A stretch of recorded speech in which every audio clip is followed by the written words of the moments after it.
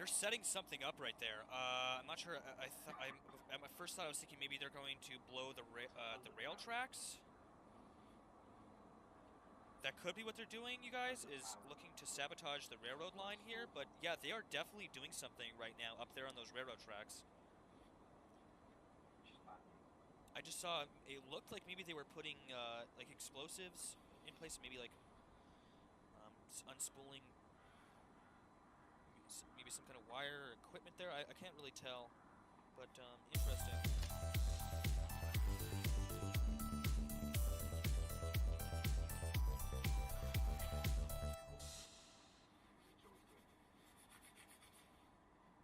Down here in the lower right, guys. Yeah, I'm watching. I got these guys up on a 50-inch screen right now, and I got my face like 4 inches from the television, and I'm trying to see what they're doing here on the railroad tracks. They are actually doing something on the railroad tracks there. I'm not sure exactly what though.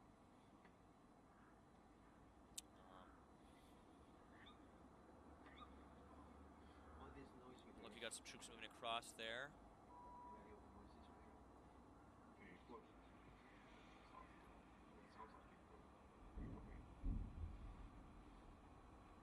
Exchanges of fire.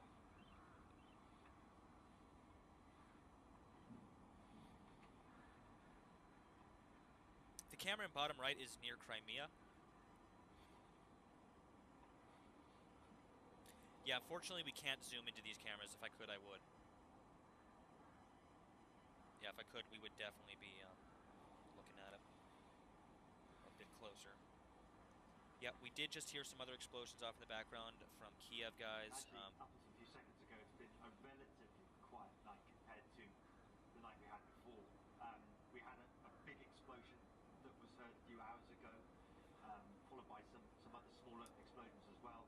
It's now emerged, according to Ukrainian Interior Ministry officials, that the video you can see now is of a Ukrainian Sukhoi 27 fighter jet that was shot out of the skies over Kiev. You can see the debris scattering over a sort of relatively broad area out of the skies by Russian forces, presumably, of course, surface-to-air missile attack in Kiev.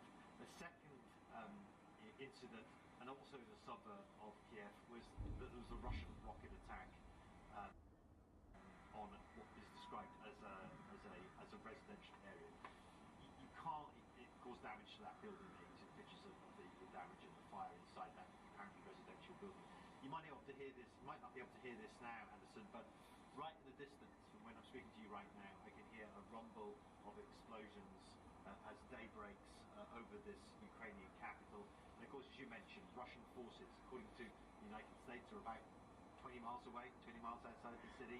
I mean, I encountered special force troops from Russia much closer to Kiev than that, maybe about 10, 12, 15 miles away at an airport, an airbase that they had at that time taken. They were choppered in and they battled Ukrainian forces to establish control over that airbase. It's not clear what the status of that position is now, but clearly there are a growing number of Russian forces in various strategic positions around the Ukrainian capital. And I can tell you that the residents of this city and officials in this city are bracing for some kind of next step in this Russian plan, sort of bracing for an assault on the capital.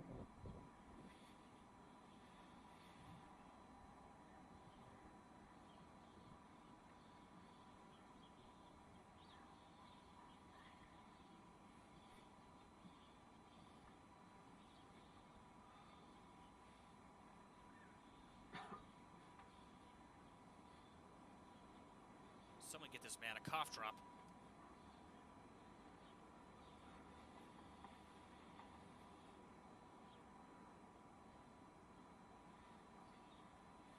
Well, I mean, look, there's definitely people who've been trying to leave. I mean, for a good 24-hour period, there was a solid line of traffic taking the main highway to the west, out of the city.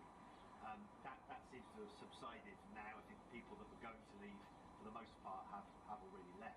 In terms of the defences of the city, we know that in the days ahead of the actual declaration of war, the first airstrikes by Russia.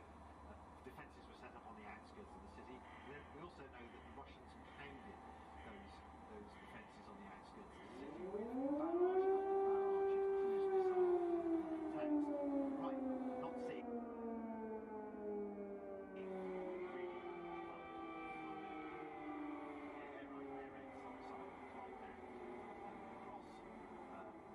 the Ukrainian city of Kiev. Was it 7:05 in the morning here local time? And the residents of Kiev are being woken up right now to those air raid sirens as they sort of echo across this otherwise silent city. Whether that's a precautionary measure, whether that is a sign of what is about to happen, I think given the context of where we are, it's a sign of what is about to happen.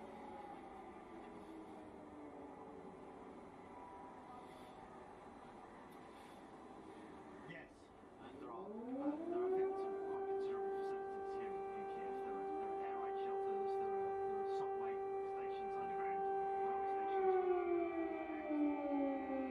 Large numbers of them, which is a signal to well, these people are not just dead, but yes, a lot of people have left. A lot of people will be taking shelter, but there's still going to be a lot of people out here who are vulnerable to potentially.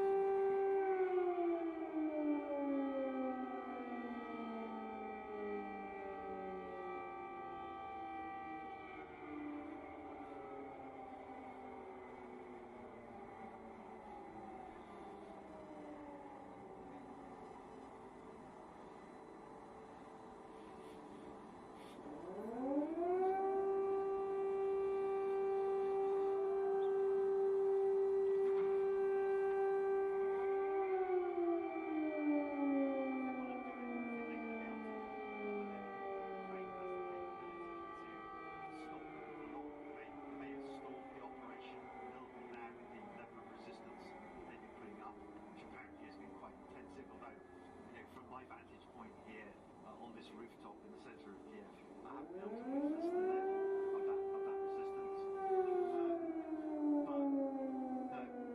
And if this operation has stopped, there has been uncertainty. There haven't been as many forces put in as perhaps were needed by the Russians to make this happen quickly. And I'm sure that will be addressed at some point by the authorities, by the Kremlin, and they will. It's not necessarily a good sign, is what I'm trying to say. If this operation is decided to be underpowered, and that the Kremlin decide they haven't put enough forces in, because perhaps they were expecting the surrender of Ukrainian forces, they underestimated the strength of the Ukrainian forces, their abilities, then that may have achieved a short-term delay in this, but it would probably provoke a much larger, stronger response by the Russians to make sure they achieve their strategic goals. That's what I'm concerned about.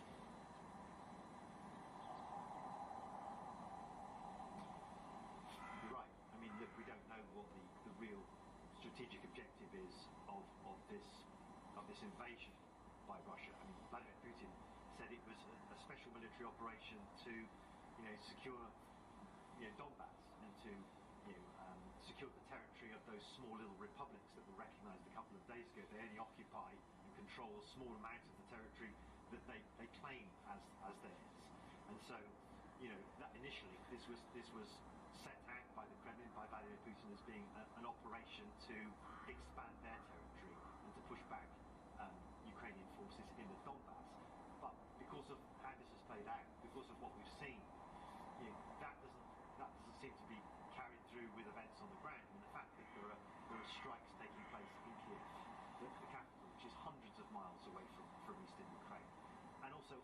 cities across the country as well, does raise the possibility that, the Russians are going for not just an all-out invasion, but those scenarios that a couple of days ago, like a full occupation, like a decapitation of the government, and installation of a pro-Moscow puppet regime.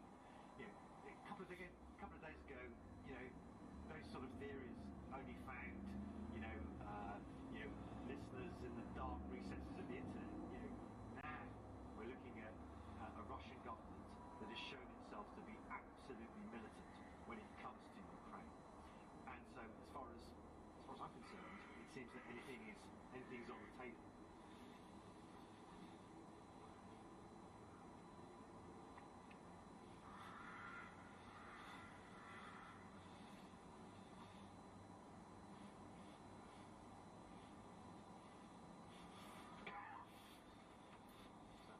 That's the time, but what was it?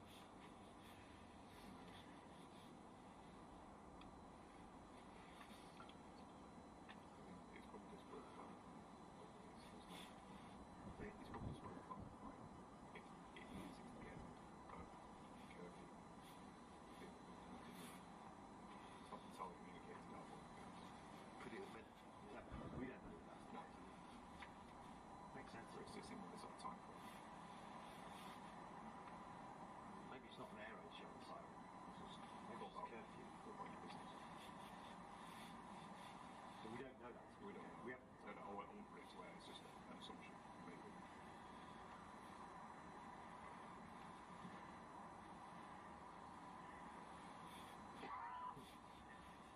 Are we clear, Katya?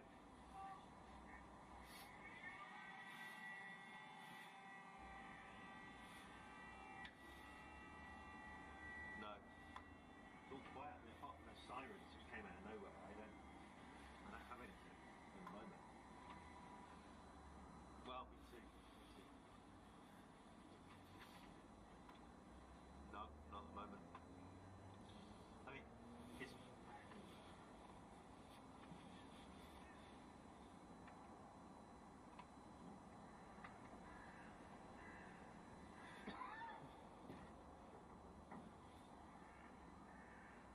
So I would just stay for a couple more minutes. Okay. Cool.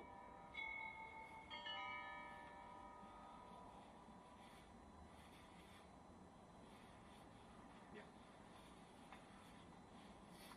All right, guys. Yeah, I'm still here, following along with you. We're just listening into the audio coming out of these BBC reporters because I think we're getting, we're seeming to get some firsthand on the ground. Kind of a hint of what's going on the ground in Kiev right now from these reporters. So it's interesting to listen in to what they're talking about. We're also keeping an eye on these Russian military units here. You can see the Z if you look very closely. You guys might have to really look closely. There's a Z on the back of that truck all the way down the road there. I can see it on my large screen. I have it on. There's a large infrared Z on the back of that truck, and that's consistent with the other unit markers we've seen on their equipment. Here's another car. They're basically pulling over. Oh, here's two cars. We're watching them not only pull over cars, but multiple groups of the soldiers are doing something along the railroad tracks here on the right side. Well, I mean, they've called up reservists in the country. There's been what they call a full mobilisation announced, and so the military is all on the highest possible alert. The reservists are called up. People are being given weapons. Citizens are being given weapons if they want to have them. Also, there's been a ban on adult males between 18 and 60 years old leaving the country, so that they can serve in the military should they be conscripted in. I'm not sure that issue of conscription has gone out. It may have, but certainly we're not seeing sort of very concentrated elements of armour, very concentrated levels of troops in this capital city of Kiev. I'm not seeing that. I can't speak to what's happening outside the city or what's happening elsewhere in the country, unfortunately. We only have this one very limited vantage point. I did see some Ukrainian forces earlier today on the outskirts of Kiev, as I was going towards that air base that I reported from earlier today, where I actually met up with Russian special forces, sort of unexpectedly, and they looked tired. They looked worn down. Some of them looked like they not had sleep for a long time, and that compared very unfavourably to how the Russian forces looked. So they let the car go through, but the guy with the suspiciously large backpack on a motorbike just gets to slide right past. Or I said they don't let the car through, but he just gets to go right past. You saw the guards kind of like looking at him. I saw like the guards kind of like look off, like look at him, and just be like, yeah, whatever. Plot twist: that's Ghost, and he's heading deep behind enemy lines to bomb. That backpack's full of Semtex. And he's heading deep behind enemy lines to blow up some Russian command posts. Tricks. Got it. I'm billing it. It's on his way. It's on the way. Thank you very much, guys. Thank you. Stay.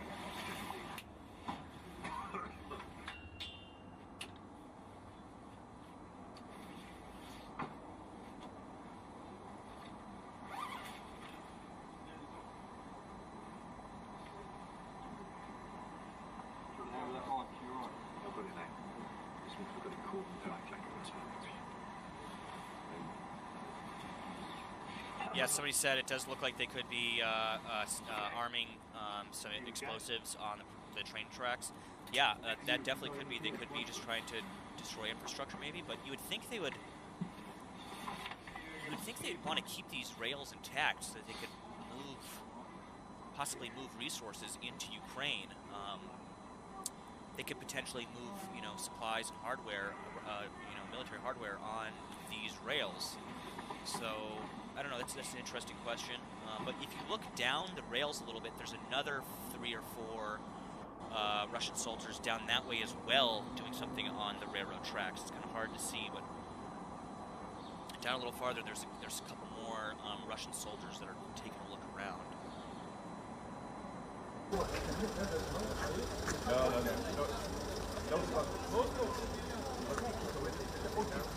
All the soldiers are getting killed.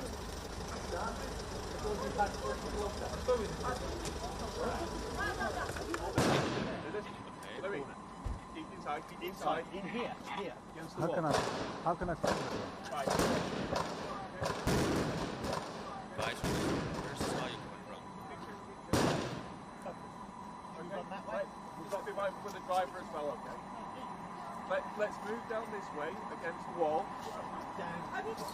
Keep down. Oh, okay. It's okay, good job. I think what we're hearing. All right, well, that was a very dramatic outburst there. Gunfire at an enemy we didn't see. We assume it was, some kind of threat that they felt from perhaps a counteroffensive. I've been told by Ukrainian officials that there was a counteroffensive underway just before we got there. Remember, that airfield, that airbase is absolutely essential. If Russian forces are going to establish a bridgehead to bring in more troops, more equipment, to encircle the capital and potentially take the entire city of Kiev, take it over. Jake.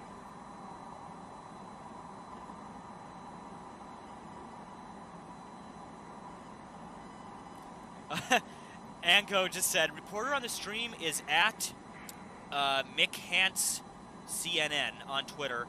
I think he has no clue this stream has audio on.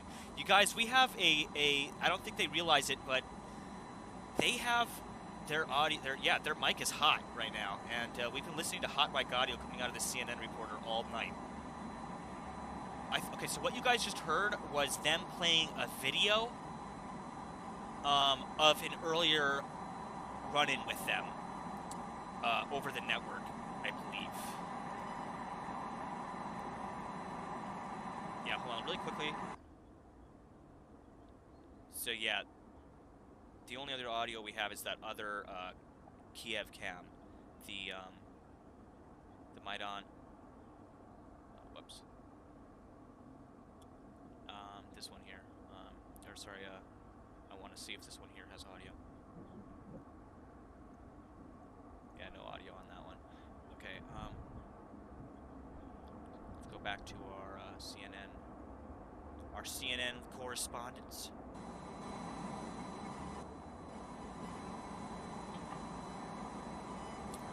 And then we'll just keep an eye on these. I was panicking there. I thought something was going down. Somebody's saying CNN is RT. Yeah, tonight they are. That's for sure. I thought something was going down there for a second, but no, it was just they were playing video on their stream. They ran that clip on CNN, somebody just said, yeah. Yeah, sorry guys, the static, I guess I could probably turn it down a little bit. We'll hear if shit starts going down. Alright, turn that down just a tad. You don't want to turn it down too much, because we got to hear if they start chatting again. I want to hear what they're talking about. It was interesting earlier tonight listening to these CNN reporters trying to piece together that what we thought at first was a missile being intercepted by Ukrainian air. It turned out to be, or what they're saying it is, was a Ukrainian Su-27 shot down by a Russian missile. So that's interesting. It kind of like and we watched them like go from thinking it was a. We went from thinking it was a missile. They thought it was a missile that was intercepted, and then everybody thought it was a Russian bomber that was shot down, and then there was the Su-27 story. There was also a theory that it was a plane full of Spetsnaz paratroopers that were going to drop in on Kiev, and that they had blown up the plane in air before they could drop.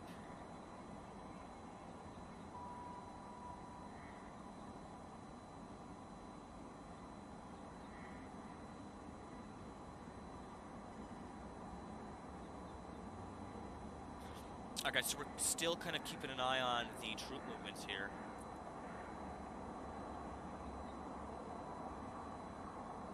Interesting activity from these Russian troops near Crimea. We've been able to identify their vehicles so easily. We know it's Russians because they all have a gigantic reflective IR painted Z on them on all sides. It's like, it's the biggest way to, it's the biggest, you know, sign that they're Russian troops, you know, just like they're holding a big sign above their heads, like, hey, we're Russian troops over here. It's been pretty easy to track Russian troop movements that way. But something interesting I've kind of I've been thinking about is, you know, like, why all of their vehicles, all of their hardware is painted with these IR symbols, and it's supposed to be, hey, wait, actually, sorry guys, I just realized something as I'm staring at the screen here.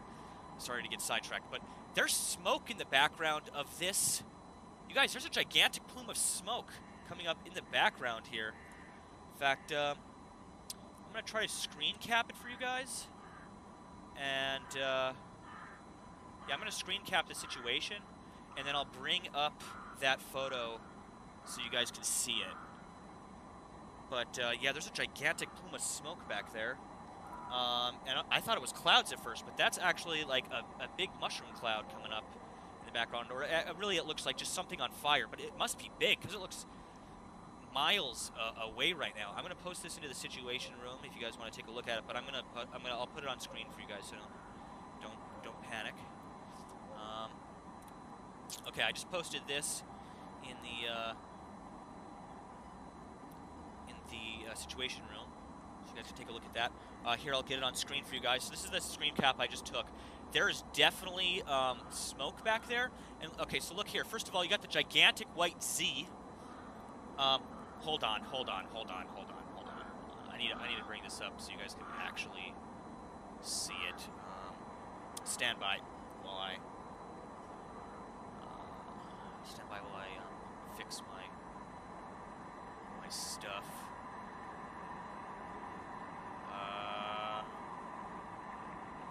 Here we go.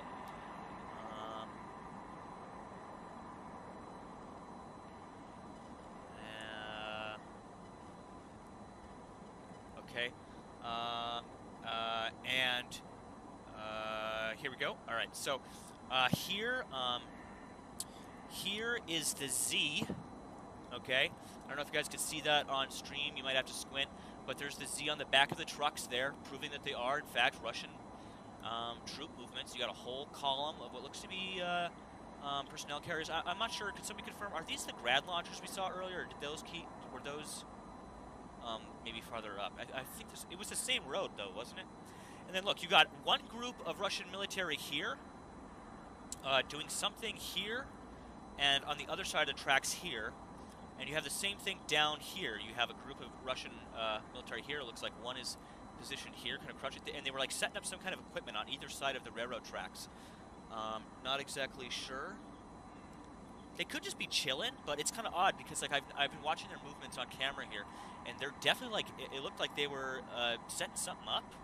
It could have just been one of them going through his rucksack, you know, for a candy bar or something, or a couple of vodka shots.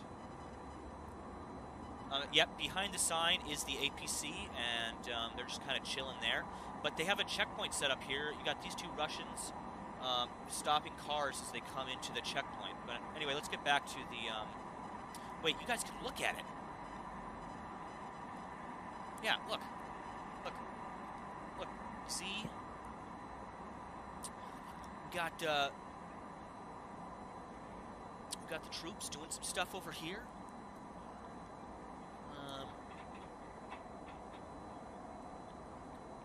What river is this, by the way, guys? This isn't the Dnipro, is it? What river is this?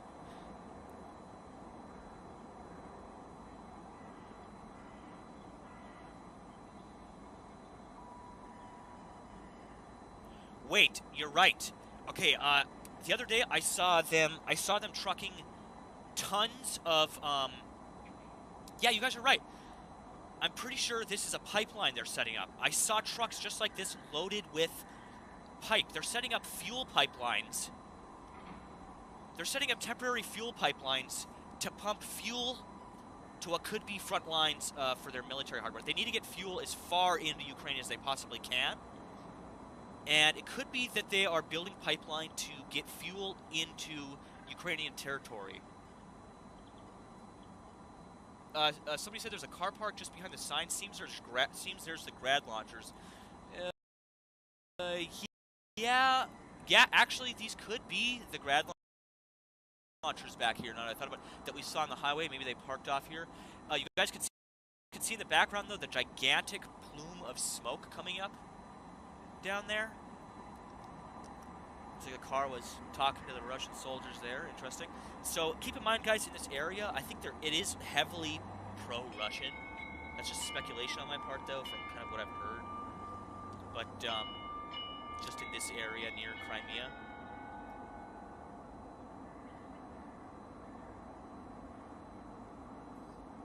Somebody says there's a couple plumes even further. Oh, yeah, there is, right there. Yeah, there are a couple plumes further in the distance. This is probably the most interesting camera we've run across, I think, so far. Yeah, they could be building pipeline. They could be using the railroad as... they could be using the railroad as a surface to lay their pipeline, which would make a ton of sense. Okay, it's already level and flat. Okay, there's already a mounting surface that you can mount it to. Okay. So it could be, that's what we're seeing here. They could be maybe starting to lay that pipeline. If you guys look up the, if some of you guys in the Discord or watching the stream could look up the pictures of them. There was trucks, I saw it on live UI map, we watched it on the stream last night. They were moving trucks across the border into Ukraine near, I think it was either Belgrade or near Donetsk somewhere. They were moving trucks in loaded with pipe for temporary fuel pipelines. Somebody says, looks like clouds to me. No, these are not clouds. This is a gigantic plume of smoke originating from that source. There's another truck with the Z's. Right there, the Z's. Okay, if I was the Ukrainians, you guys, okay, I have a feeling that we've already seen higher Russian casualties. I was originally speculating, it's because they're on the offensive. The Ukrainians have defensive positions. I think the high Russian casualties is because for some reason, they painted gigantic reflective Z's all over their equipment. They could be seen from miles away. You guys, you got Ukrainians sitting in the hills with the javelins, with St. Javelins on their shoulder, and they could see these guys from miles away. Literally, it's like Putin sent in the Russians with reflective markers on them, so the Ukrainians would have a fighting chance. It's the evil Z, yeah.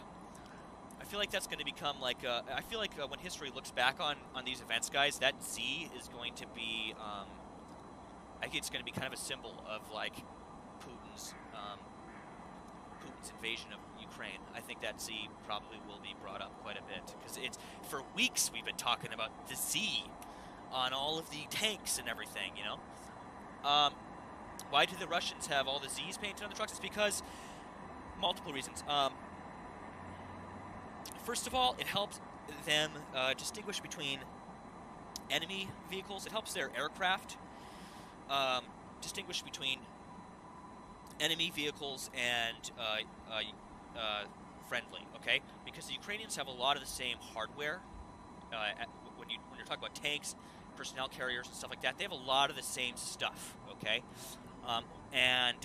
If it's not the same, it looks very similar, all right? And so that was one reason. Another reason is because it allows pilots to easily identify friendly forces on the ground when they're doing airstrikes and bombardment. So when you got Russian fighter jets flying overhead, they can easily distinguish, okay, that is a friendly target, okay?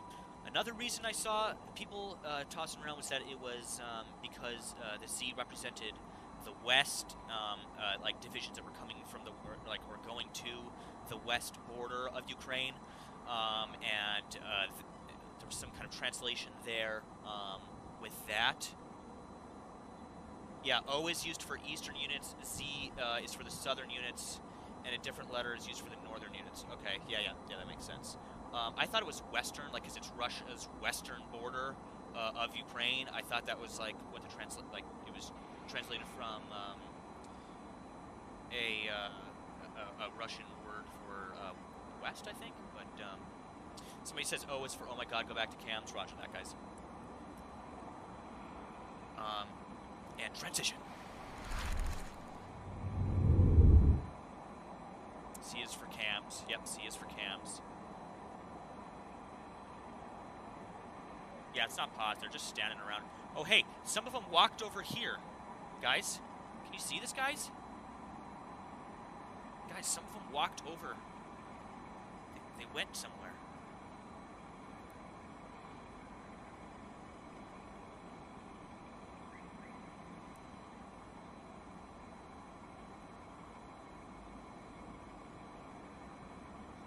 Somebody said I'd be painting Z's all over my car. Yeah, go get a couple cans of green spray paint, okay? Olive drab, coat your car in olive drab spray paint, and then throw some IR Z's on the side. What in the world is this guy doing? Is he parking? That didn't look like a parking lot. I guess it is. I guess that's a parking lot. Is this our same guy from earlier? Can't tell.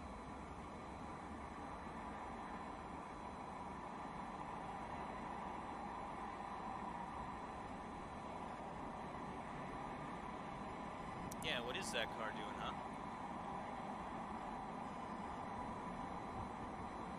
Somebody says send these coordinates to the Ghost. Yeah. Yeah, we need to get these. We need to get the coordinates of this location to the Ghost.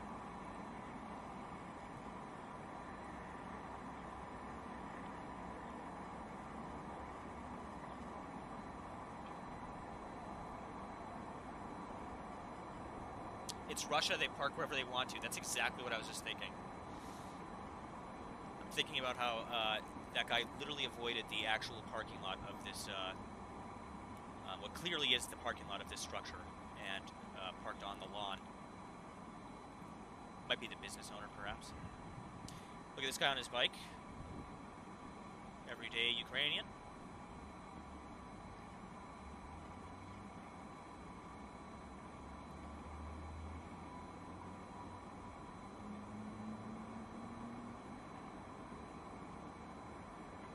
Somebody says, can you post text in the Situation Room channel if it's pertaining to the link? Yes, but it has to be included in the same post, like as you post the link, you also have to include the text in that same link. Or, I mean, if you forget to or something, just put it right underneath, but try not to, yeah, fill up that Situation Room channel with a bunch of text. We're trying to keep that clear for the exchange of intel and links, stuff like that.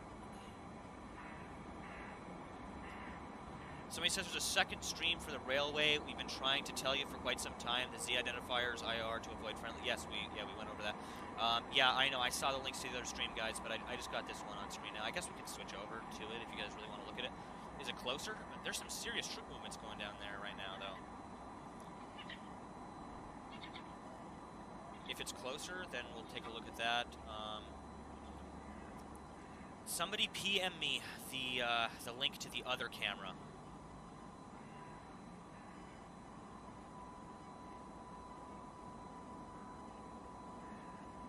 So we have exact geological coordinates. We have exact map coordinates of these Russian troops right now, guys. If the Ghost is listening, we have those coordinates for you. So let's go ahead and get this other cam up on stream here.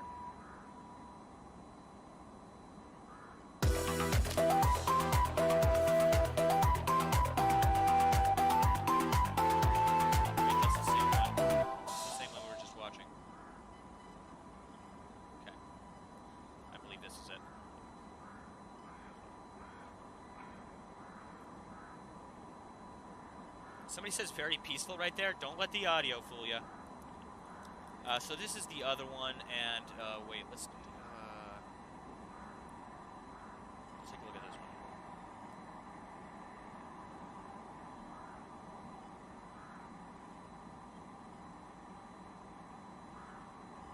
So we have 3 angles on this road right now, guys. I think this is definitely the most action is definitely going on here.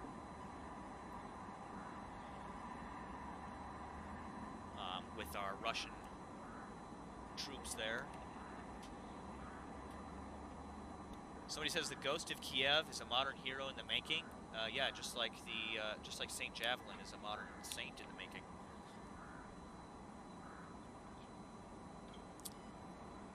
Somebody says check memes.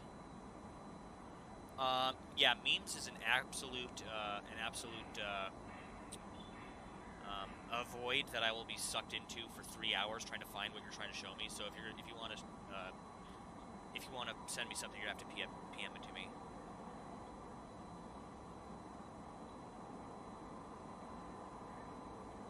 There's one more at a roundabout further east, but it's down and has been for some other hours, but it's normally not interesting. Okay, thank you for that.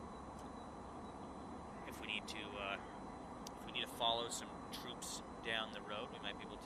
Oh, here. Okay, here we go. Thank you, Dan, for this. Okay, this is very interesting here. So what you guys are seeing on the map here is camera angle number 1, camera angle number 2, camera angle number 3, and a map showing the location of said things. Camera number 1 is down here, number 2 is here, 3 is here, and there's another one down the road farther that is currently offline. But apparently up here is a hydroelectric dam. So that's a very interesting development. That's definitely a very interesting development there.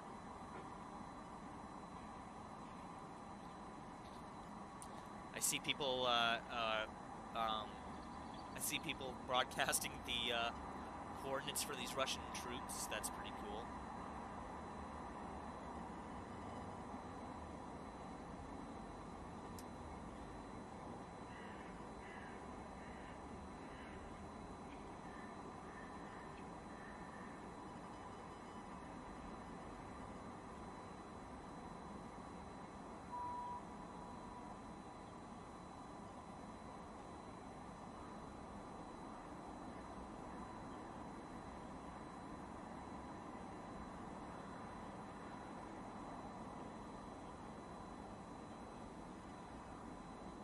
So yeah, if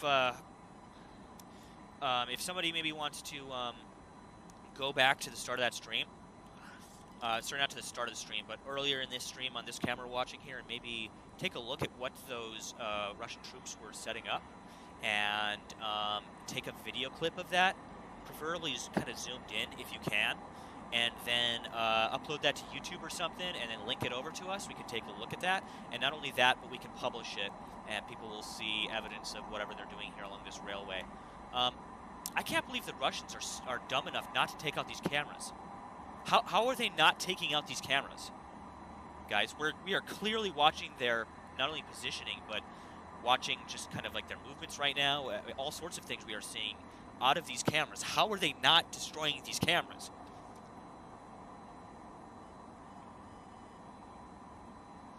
Somebody says because they never played R6. That could be.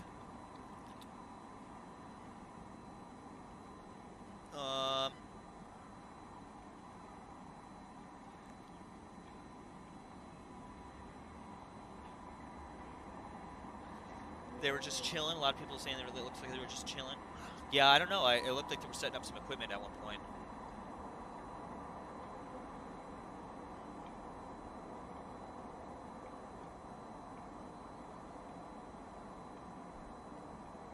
Yeah, I'm really surprised that the Kremlin cyber attacks haven't had a bigger impact on the internet infrastructure in and around Ukraine, because as you guys can clearly see here, it's still quite operational.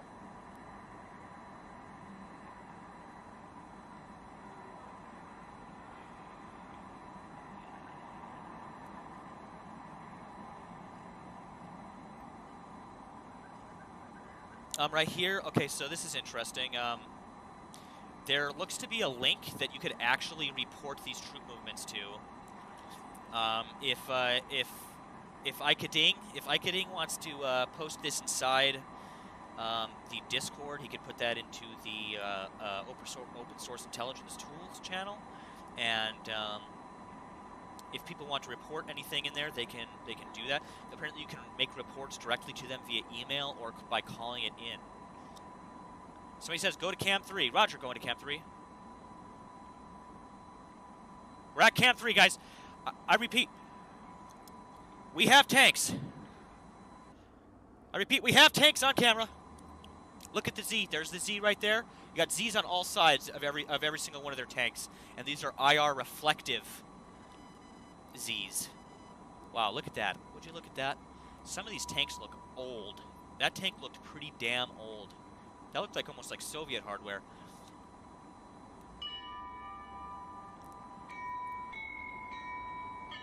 And transition.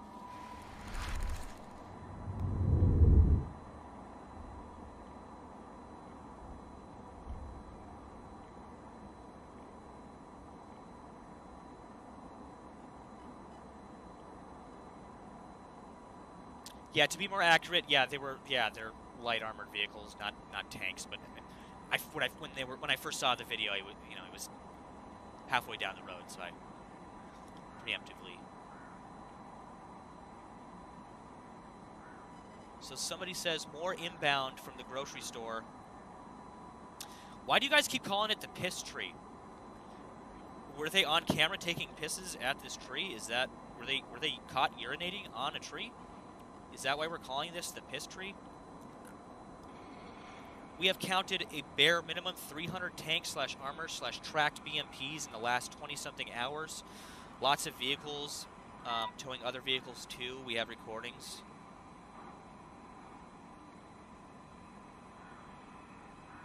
Interesting. We'll take a look at that.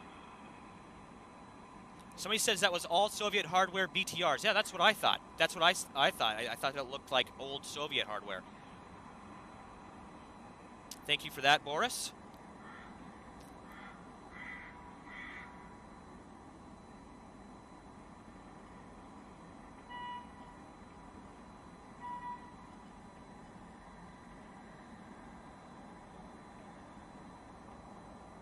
Somebody said it looks like they're just expending their old hardware. That could be, actually.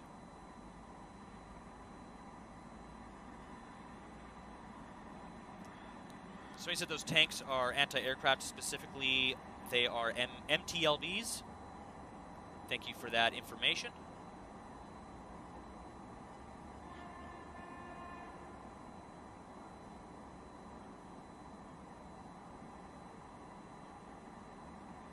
Somebody says, okay, so this morning two BMWs pulled up, waited 10 minutes, APCs pulled up behind, troops disembarked, and then relieved themselves behind that tree. So we named the grocery store cam that as a quick reference because everybody got tired of which stream. Okay, that makes sense. YouTube saying cam 2, Roger. Oh yeah, crap. Well, we'll see him come up the road here. We're back on cam 1.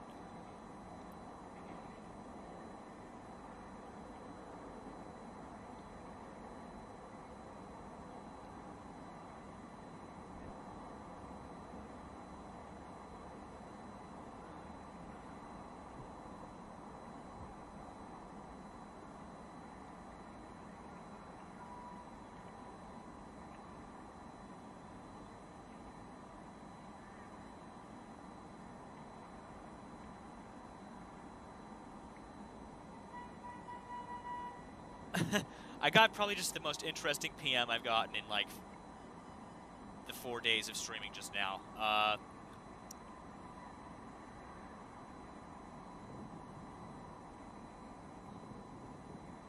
Yeah, I'm pretty much 100% sure that is a fake news right there. So we're gonna cast that to the side. So the takeaway, troops were using civvy vehicles for scouting. Okay. Tons of troops pissed behind the road, and we got them on camera. Well, way to go, boys. Thank you for that valuable intelligence. On a side note, absolutely amazing that the Ghost of Kiev is an ace in a day.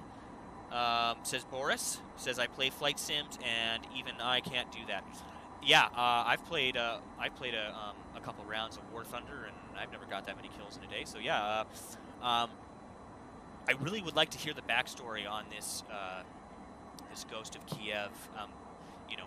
A confirmed backstory sometime in the coming weeks once we know more about that.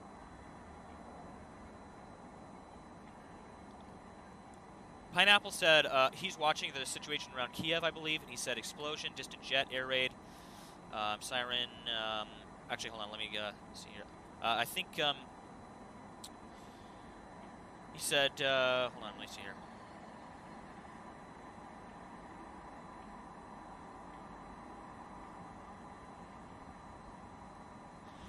Yeah, actually, okay, so one point here that Pineapple made, and I was touching on this last night, he said, I think the massive Russian casualties is on purpose. All the young new recruits lull people into a false sense of security.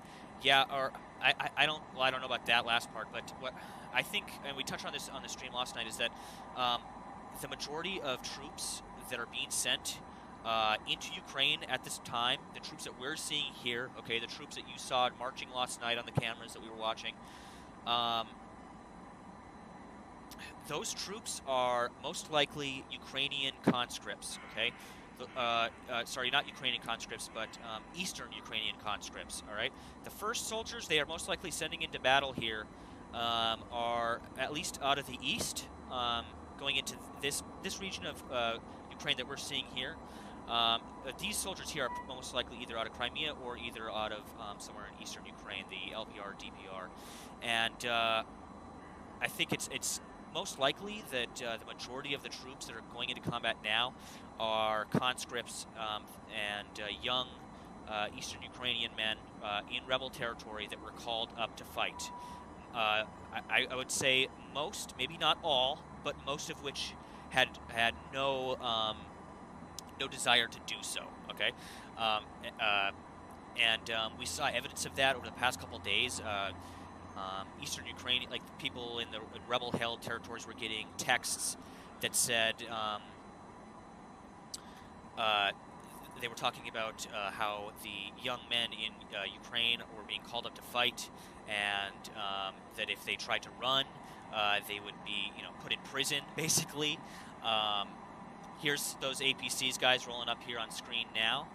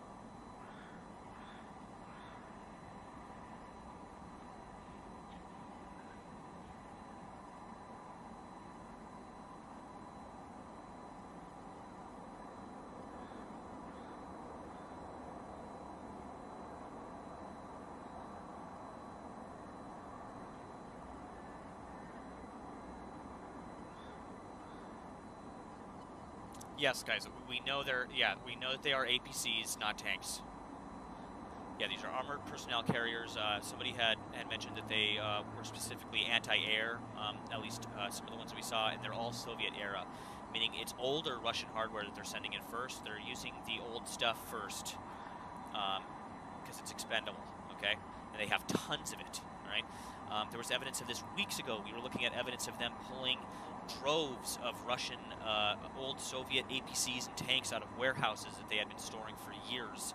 And that was one of the large indicators that that they were serious about the invasion here in Ukraine, was that they were pulling all of these Soviet tanks out and moving them to the front lines. And you don't do that for drills. You do drills in your new hardware, not your old stuff. And so, yeah, that's definitely quite interesting.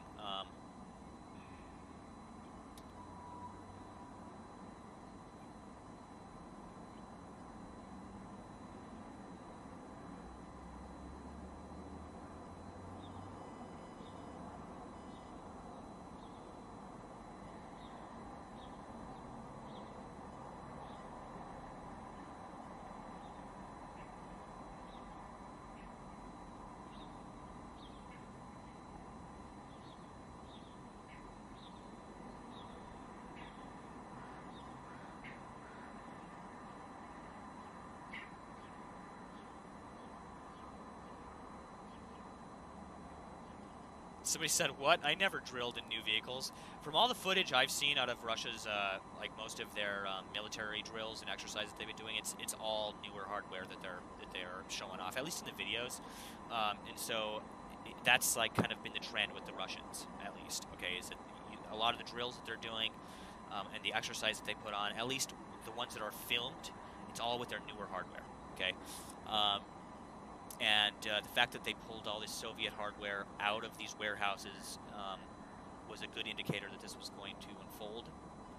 And we're seeing that now. We're seeing, and for the past 2 days, I've been seeing nothing but old Soviet military hardware. By the way, that plume of smoke is still going up in the background there.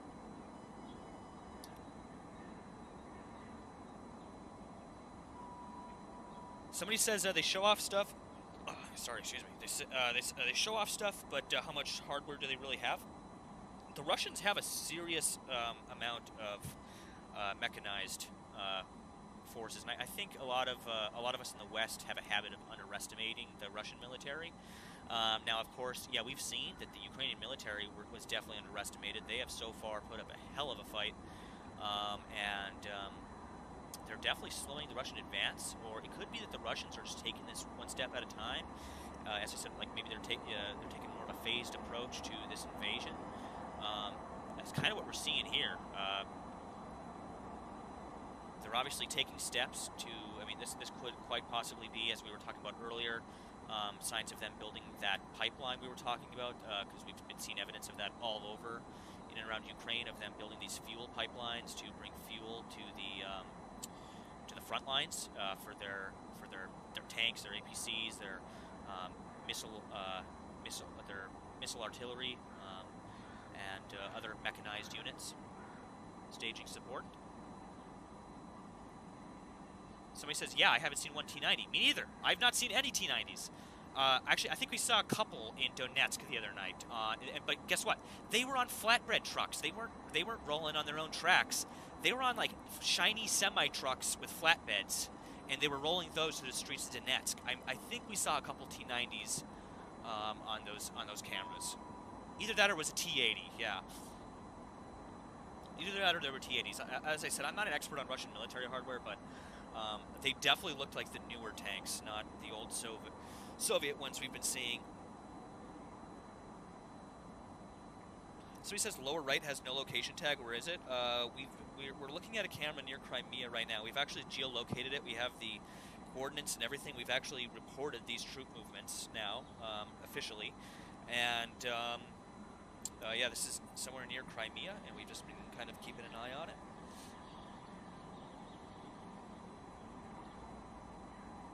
We heard those air raid sirens a short time ago, and we all really thought that there was going to be some immediate bombardment coming in on Kiev, but luckily there was nothing, and so far everything has been sort of quiet. Apparently there's an ongoing fight on the outskirts of the city around Kiev.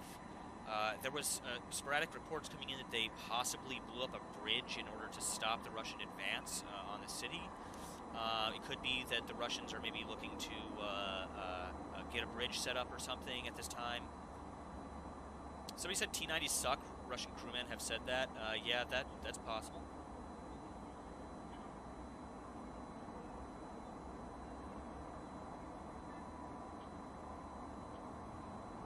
Somebody says the smoke in the background on Cam 1 is most likely a storage facility, so they blew up some sort of storage facility. What was stored there? Does anybody know?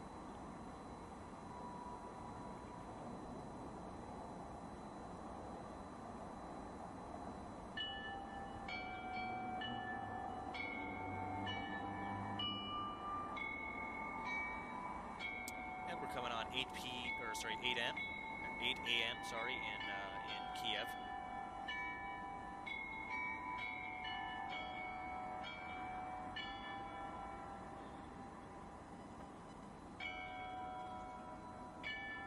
Somebody says T-90s are just T-72s.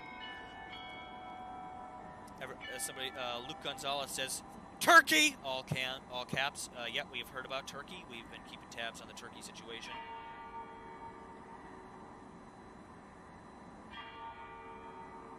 Somebody says their clock is early. No, it is in fact 8 a.m. Oh, I see, yeah. I see what you're saying. Oh, hey, so that's fuel truck. Or water truck, but it's most likely fuel. That looks like also possibly fuel, or are these, or is that fuel? That also could be water, I don't know. Some of those were fuel, some of those were water. Somebody tells me which ones were fuel and which ones were water. Notice the Z's on all of these guys. Look at this old Soviet ride. Look at that thing. Look how old this thing is. Wow.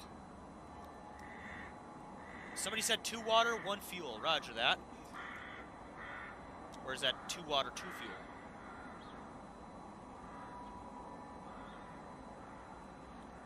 Yeah, so I actually looked this up earlier, and apparently the ruble is down so much, 1 Robux is worth more than a Russian ruble. Yeah, I was just talking to you guys about how they pulled all that Soviet hardware out of the warehouses. That's the Soviet hardware right there.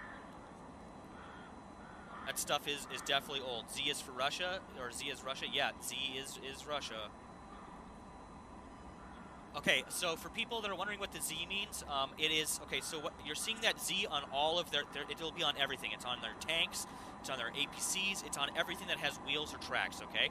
And that Z is basically infrared, it's infrared reflective paint or a tape, some kind of marquees. We're not sure exactly if they're using tape or paint, but it's on all sides of the vehicle, including top, back, and sides. It's for basically friendly Russian aircraft, so they can spot friendlies on the ground, okay? And also, I think it also has to do with the location. We've heard that it has to do with what side of Ukraine they're invading from. So the Z is for the Ukrainian, for the Russians that are invading from the eastern Ukrainian side of the country, and also the ones that are invading from the Crimean region, from what we've deduced. And then an O is indicating that they're coming down from the north, I believe. Yeah, they are Z, V, and O. Yeah, Z, V, and O are the unit indicators.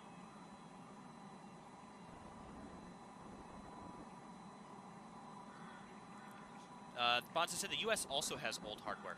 Yeah, wouldn't it be something else if we got into a some kind of regional conflict, and the United States starts pulling out old World War II or old Vietnam hardware?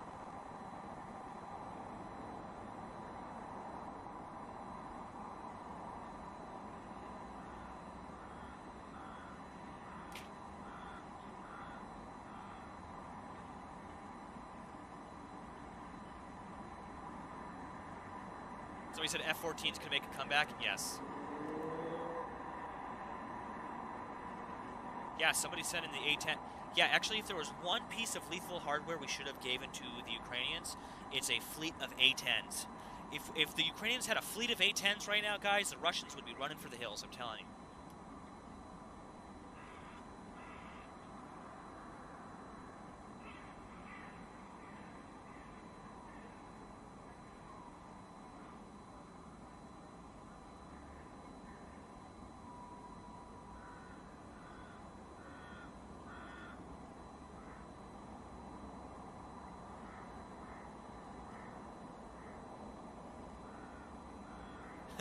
GFL Lane says 100% they would be so fucked if they had A-10s over there. I totally agree. Mary says A-10 is most underrated plane still in use. It is literally a flying tank, yeah. Not just the A-10's capabilities, guys, but the fear that an A-10 instills into the enemy is worth 1,000 of its cannons.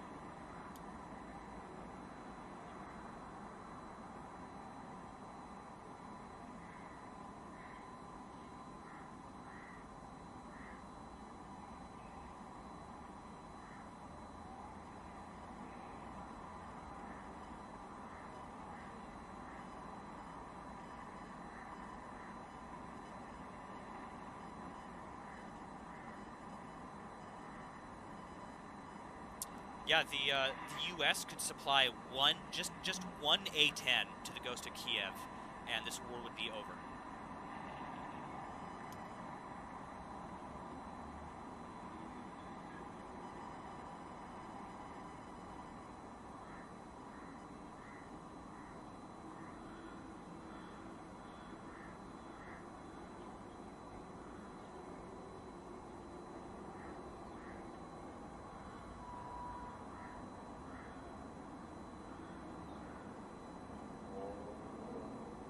Yeah, somebody's saying A-10 is a close air support asset, not a dogfighting asset. Yeah, I know, but come on, A-10.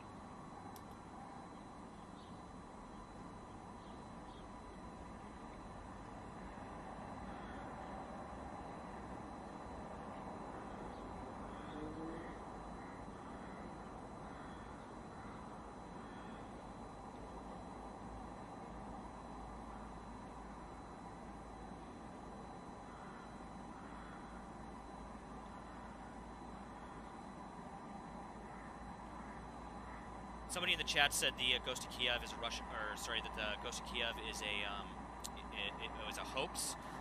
That guy is definitely a Russian troll. There's no way that guy is not a Russian operative, 100%.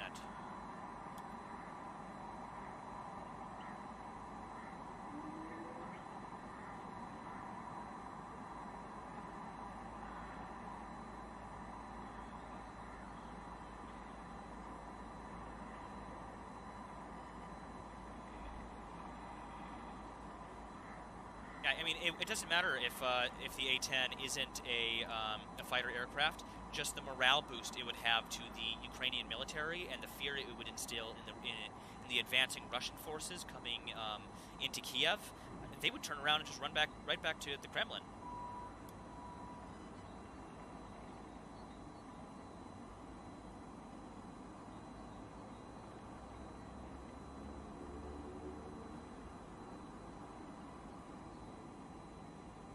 Somebody's asking, are you being careful not to provide Russia with the position of Ukrainian forces? So far, we have not given away the position of any Ukrainian forces. And to be honest, we haven't really seen that many Ukrainian forces. The Ukrainian forces, I feel they know where these CCTV cameras are, and they've been avoiding them with a 9.5-foot pole. Okay, we haven't hardly seen any evidence of Ukrainian movements, even on foot. In and around Ukraine. It's like the Ukrainian military on these cameras doesn't even exist. They're there, they just don't want to be seen.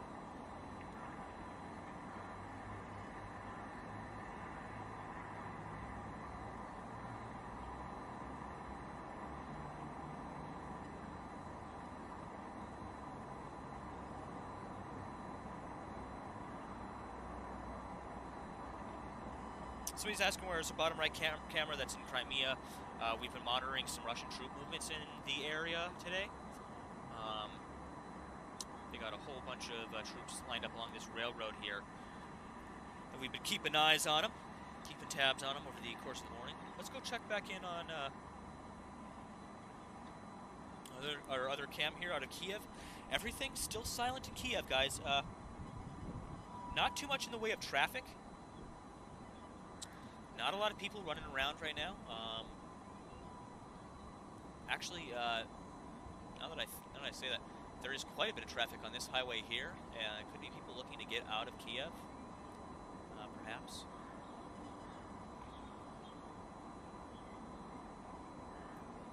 I'll show that to you guys here. Actually, no, we're good. Just keep that there.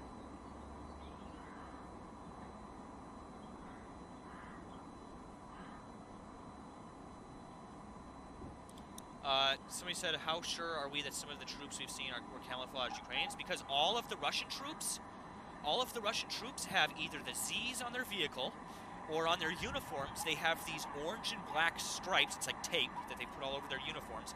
And it's reflective. It's reflective. It's IR reflective tape. And it's orange and black. And we've seen it. We were watching troop movements last night on a camera. And I believe it was Kharkiv. And at first we were kind of skeptical about putting it on the stream. We were hesitant about putting it on the stream because we were worried it might be Ukrainian troops.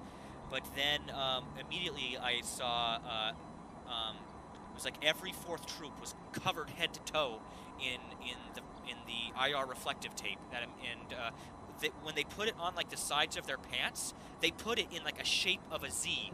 Like it's like you took like a tape roll and took off like a foot section and put it like on your pant leg in like a shape of a Z, and they have it like all over. It's honestly ridiculous. You're just painting yourself as a target to anybody with a night vision system.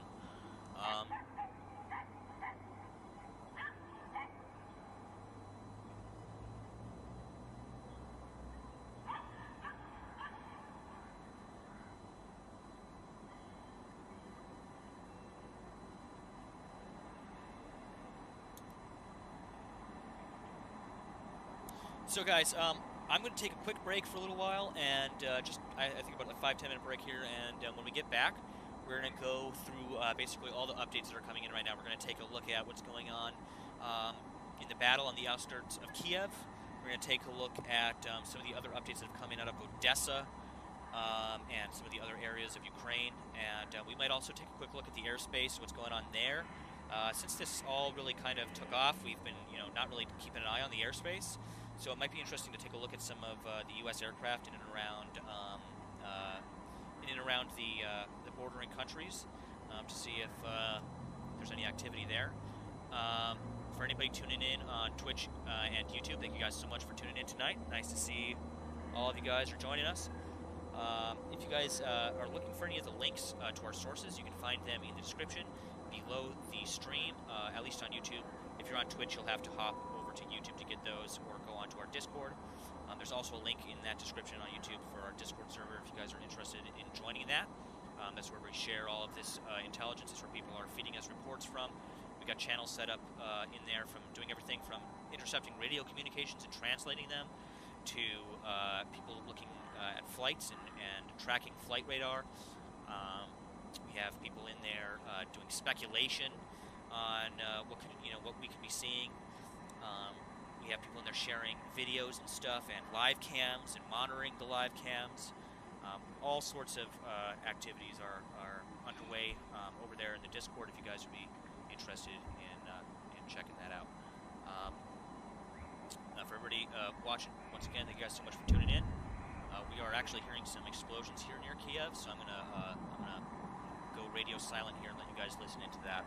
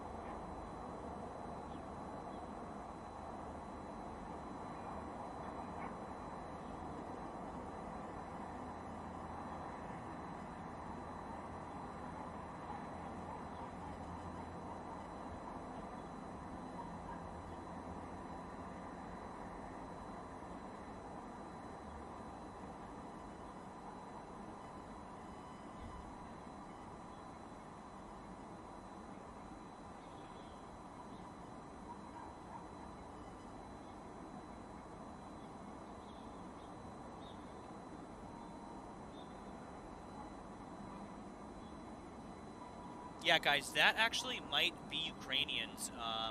I don't see the Z. There's no Z on those.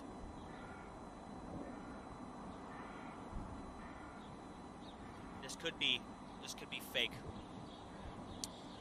This definitely could be fake. I saw this and I thought I should put it on stream really quick.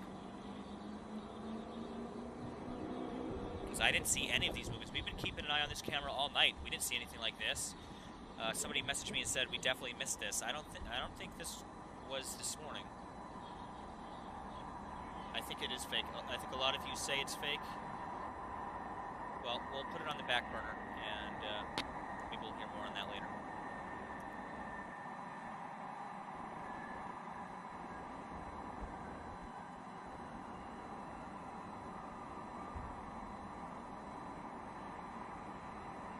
Somebody asked if we can get a St. Javelin server emoji. Yeah, I'm going to go ahead. I'm going to make a shot shrapnel server emoji, a St. Javelin server emoji, and a KGB pigeon server emoji, and a Kiev ghost server emoji.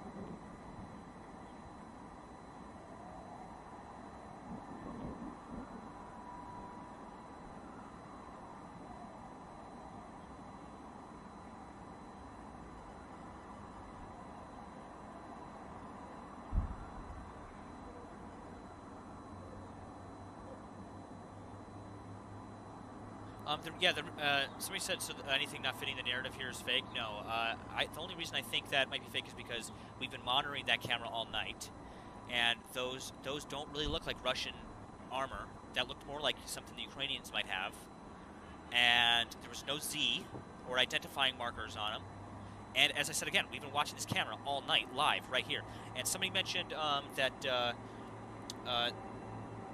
there's still an IR filter, like a nighttime filter, on this camera that wasn't on that other footage. Hearing some booms now, so we'll keep an eye on that.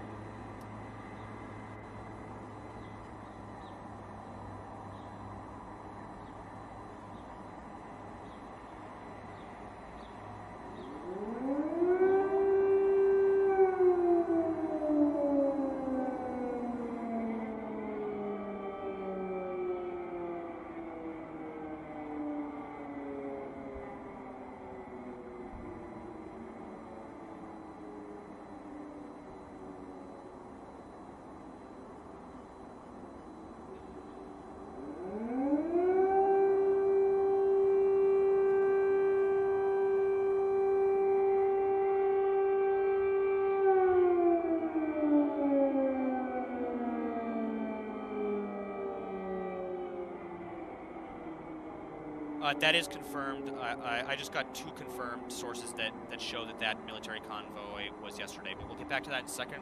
We're hearing these air raid sirens over the capital here.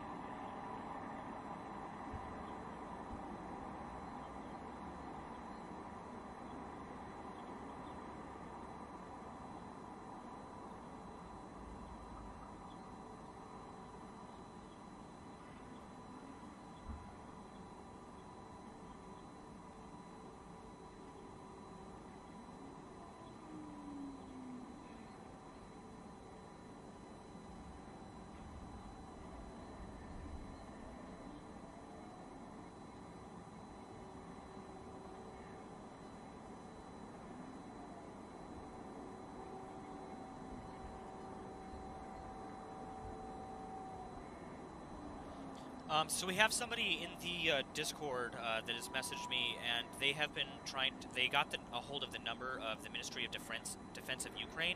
He called, but they can't speak English. And so he has their number. He says maybe somebody could speak their language and report the grad launchers. I believe we've had multiple people report the movements we've been seeing here today. So, but yeah, that number, if maybe you want to get that number out, we can. Yeah, we don't really want to tie up lines, though, too much in and around Ukraine. But yeah, if we can get this intel to them somehow, that would be, it might be of some value to them. Chat says Railcam. Here's our Railcam again. I was trying to keep, we were kind of wanted to keep an eye on Kiev because an air raid siren just sounded.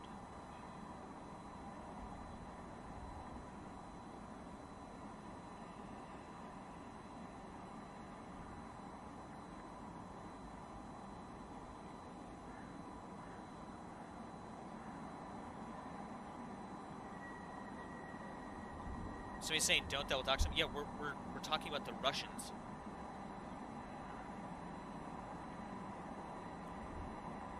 Yeah, we're not going to share the number though.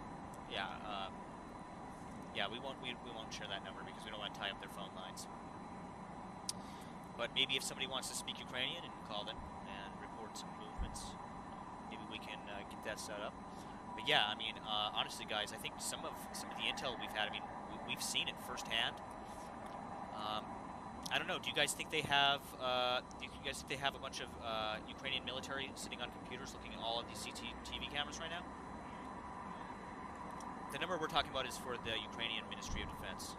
Yeah, so, somebody called it from our Discord, but they got through, but they couldn't speak Ukrainian. They tried for some time to kind of get the information to them over the phone, but they weren't getting anywhere because they couldn't speak Ukrainian. Zudi says, when was the last time you slept? I slept last night.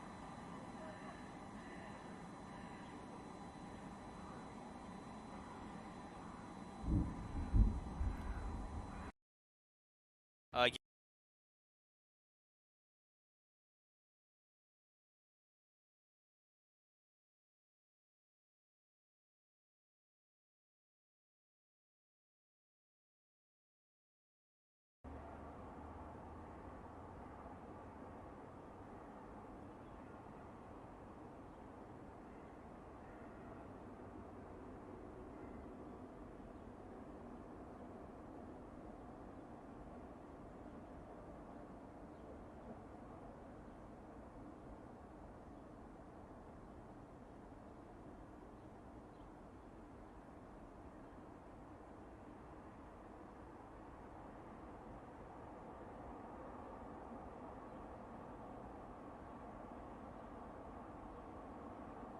So if you guys look off in the distance here on the railroad cam, we can see in the distance a big column of smoke coming up off in the distance. That could probably be from where those grad launches were pointed to.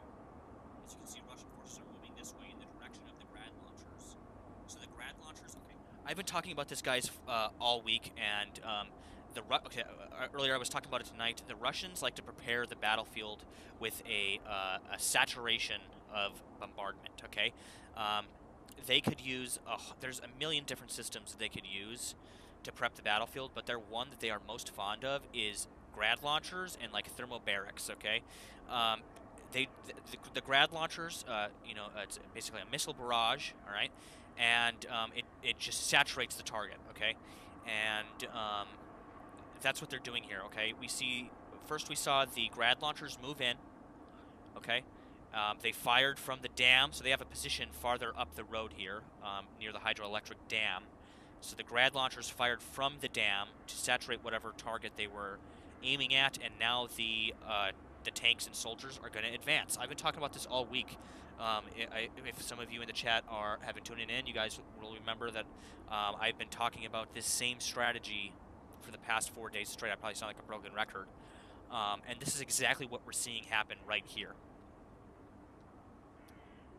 So we said, are grad launchers unguided? Yes, I believe they are unguided, at least the ones that they are using. It's basically they just launch a massive barrage, like a volley, and it just entirely saturates a target. and it's basically the way that they prep the battlefield for them to then move in. And honestly, it's a pretty smart tactic. However, it's a bloody tactic, okay? And it's very messy, and it unfortunately it allows for a lot of civilian casualties and collateral damage because, as we said, yeah, it's messy. They're unguided. They point and shoot.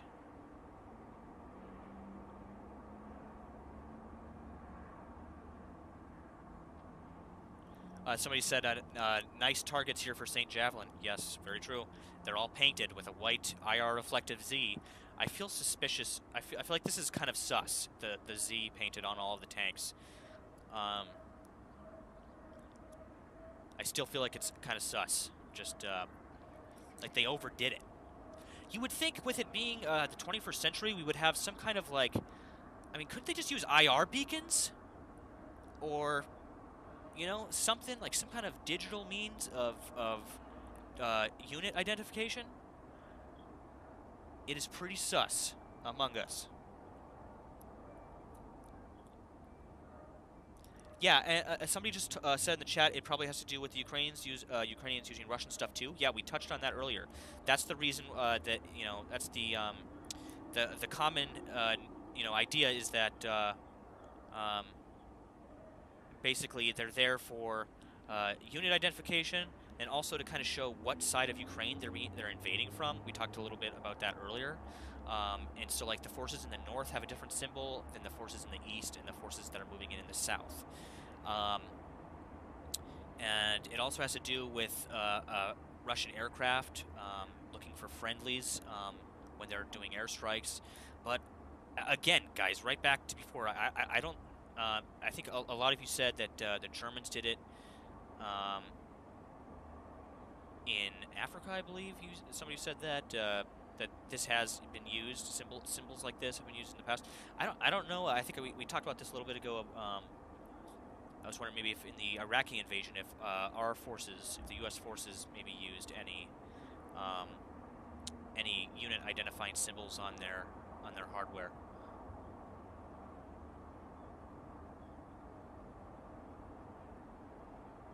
Somebody says coalition forces use them in Iraq and Afghanistan.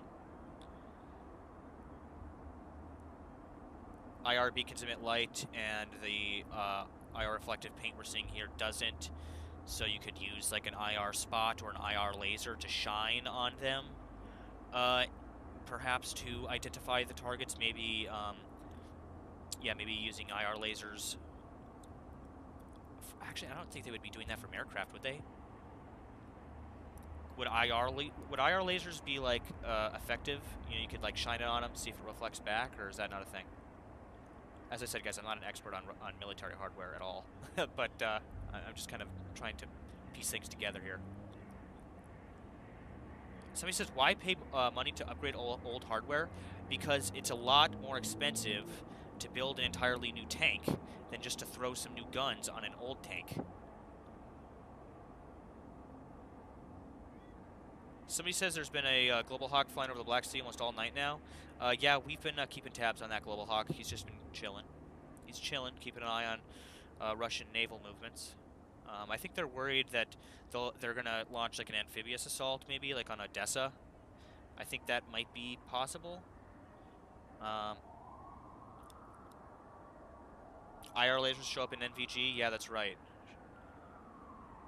So if these were IR, how would you use these for unit identification? Like, because you'd have to illuminate them, wouldn't you, to get them to shine back? Yeah, the Global Hawk has been running missions for, well, for 3 months is kind of an exaggeration, because for 3 months it's been doing not daily missions. It's been doing, like, they sent one here and there, and with those flights were in and around the Baltic states, like Poland, Germany, and, you know, like Romania and stuff. It's only recently, this past week, that we saw them start to fly, like, really close to eastern Ukraine and start to do the patrol paths that we've seen, okay? The Drunken Pikachu patrol path, as we've called it, because it draws literally the shape of, like, Pikachu's head on the map and just patrols that flight for, you know, 12 hours straight and then goes home. Plume of black smoke on the railroad. Yep, we know that. We're watching it. We're watching it. We can see that plume of smoke. There was another plume of smoke in the background earlier that was huge on the left side of the screen. It was massive,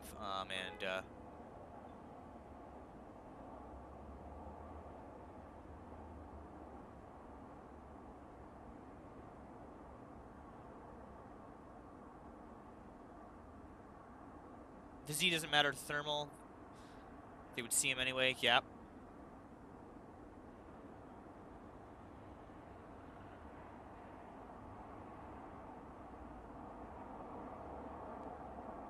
Oh, okay. So somebody speculated the Russians might be running thermals in their aircraft or something, and like pilots might be using thermals, maybe in like attack helicopters or something of that nature, or maybe the other tank crews could even be rocking thermals, and that maybe perhaps the Z, while warm, you know, from like the tank engines or something, could be illuminated more, or maybe actually it would probably be cold because the tanks themselves would be a warmer temperature, and the white paint might be slightly cooler, so you might see the Z. Yeah, again, we're just speculating here, but I really am curious about these unit markers that we've seen on these tanks now for weeks.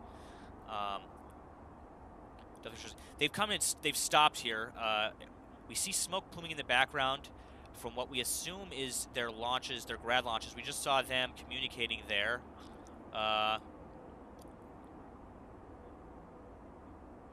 Looks like they might be mobilizing again. It's hard to tell. Somebody says, how far is this train track cam from Kiev? This is pretty far. This is down in Crimea. It's down near Crimea, I should say.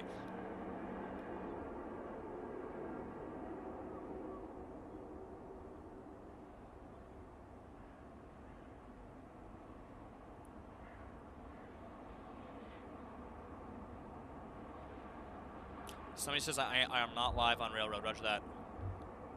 Now we are. Oh wow, look at the plumes of smoke out of those old Soviet tanks. They're burning oil. They're burning oil in there, guys.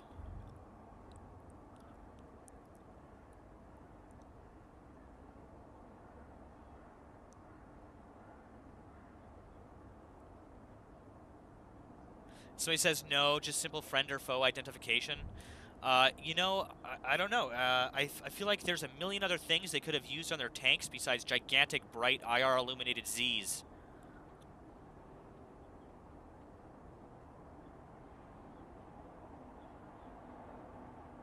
I could be wrong, though. Yeah, I mean, it could just be unit identification. As we've said, that's, you know, that's what every, you know, assumes it is.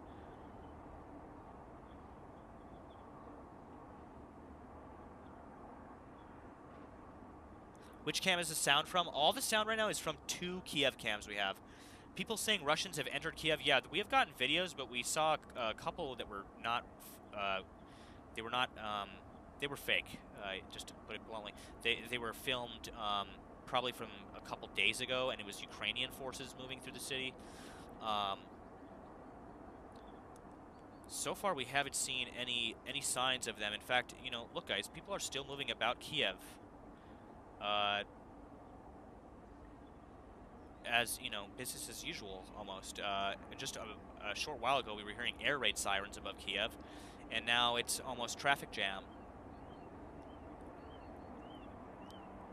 The Ukrainians have balls of steel.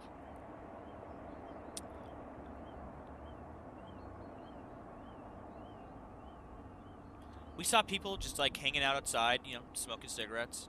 Just chilling. There's shells going off all around them. They're like, okay, we're just smoking some cigarettes.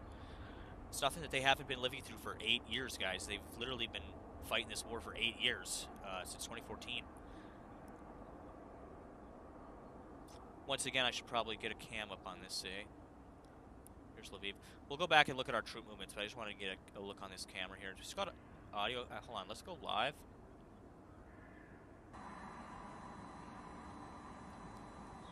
We're live there, and I got audio coming from that too now. It was muted.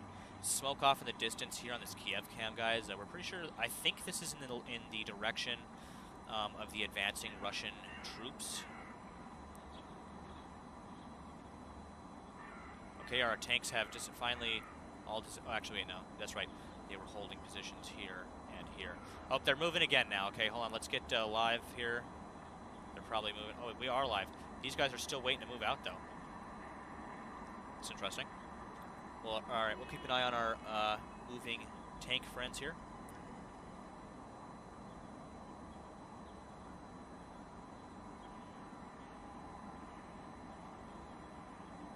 Yeah, sorry for the gum chewing, guys.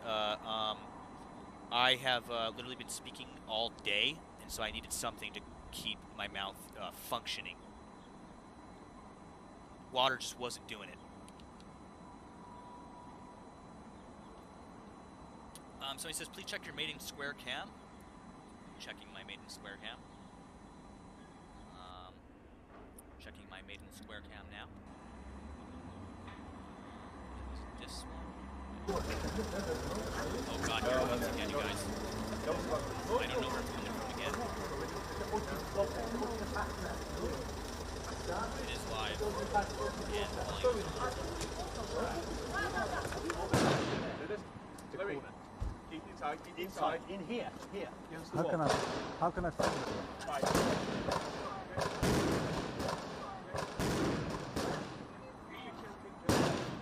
Yeah, it's the same CNN. I have literally no. I'm looking right now, guys. I have no idea where it's coming from. Let's move down this way against the wall. Yeah, it's not even. Yeah, it's not on these either. Keep down, keep down, keep down. I need you to check the IFB. I literally do not know where this CNN clip is coming from, guys. All right, well, that was a very dramatic outburst there. Gunfire from at one of these an enemy we webcams, and I didn't can't see. figure out which one. We assume it was, some kind of threat that they felt from perhaps a counteroffensive. I've been told by Ukrainian officials that there was a counteroffensive underway just before we got there. Remember, that airfield, that airbase is absolutely essential if They're using Russian it as cam forces are footage going to to see it, establish guys. a bridgehead That's to bring probably- in more troops, more equipment to encircle the Yeah, capital we've, and potentially reduced that. take the entire city of Kiev, take it over. Everything you guys Jake. are throwing at me here, I've tried. I think it's one of these cameras. I have like 50 tabs of cameras open, and they're all streaming. It's funny though because it only happens, guys, once every like an hour. We get that 30-second clip coming out of one of these cameras for some unknown reason.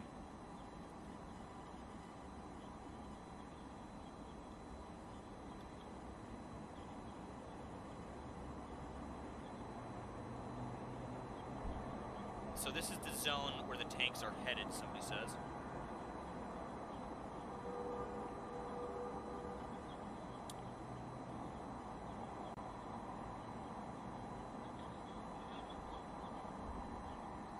Alright.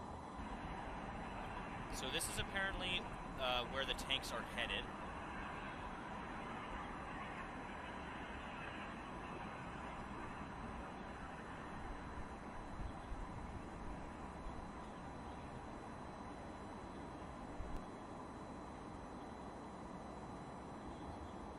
Yeah, somebody said if this is happening once an hour, one of the cams could be looped. That is possible.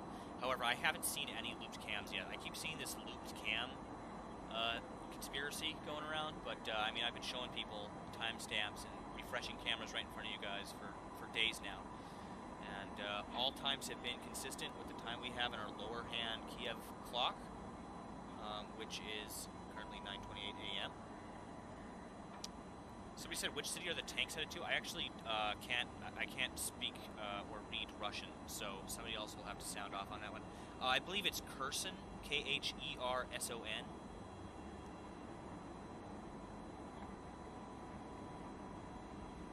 Let's go back to the tank movements, though, so we can get a look on that. This is the dam over there, and here's the armor column moving again.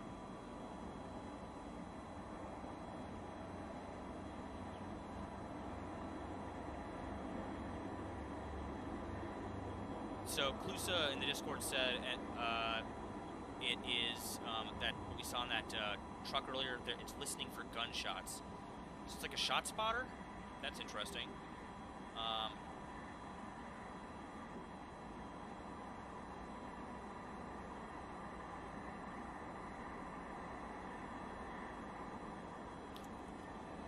Klusa also said in the Discord, the temperature gradient is different from the paint to the temperature of the metal, so it sticks out in thermal vision. That could be. He said the device has microphones that picks up distance and directions for gunshots. The U.S. has them too.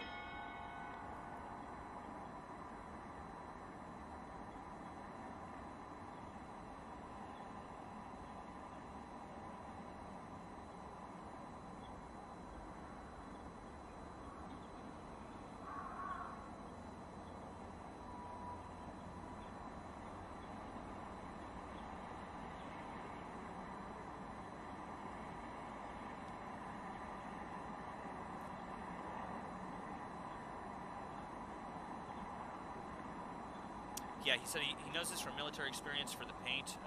Also, javelins aren't firing because of vapor trails easily seen. So yeah, he was talking about how some of their anti-tank systems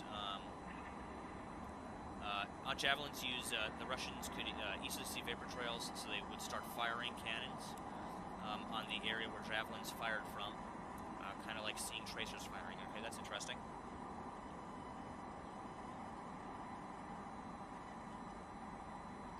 It's like tracer fire. Tanks could easily see trails and where they came from. Interesting.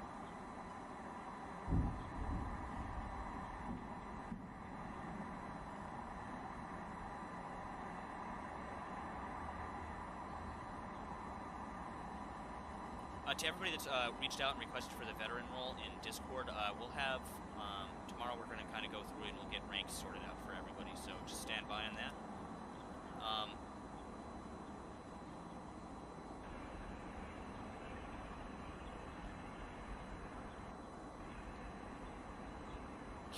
Kitty with the update on the grocery store / pastry location that we were talking about earlier alongside the railroad. Thank you for that.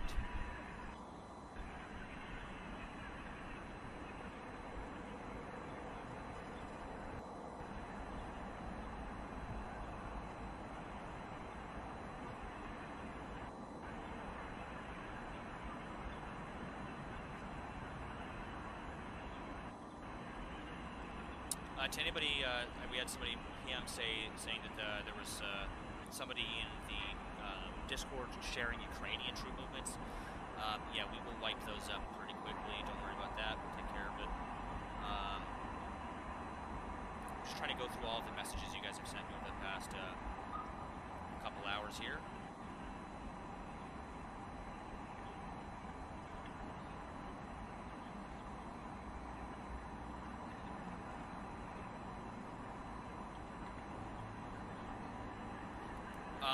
Kremlin actually had an interesting point, and I think that was to the about these tanks and APCs and stuff that we're seeing here, is that they're trying to deplete Ukraine's defenses by making them waste things like javelins on targets that are not worth much. So when they bring in the main force, they won't have to worry about losses nearly as much. So that would go right back to the theory about them using rebel conscripts as the first to be sent in to Ukraine, to the front lines.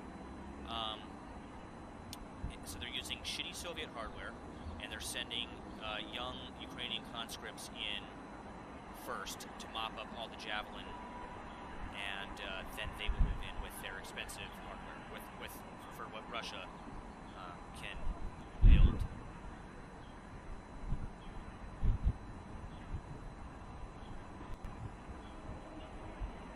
Send in the junk first, yeah, exactly. Okay, I'm hearing something in Kiev. We're definitely hearing something out of Kiev.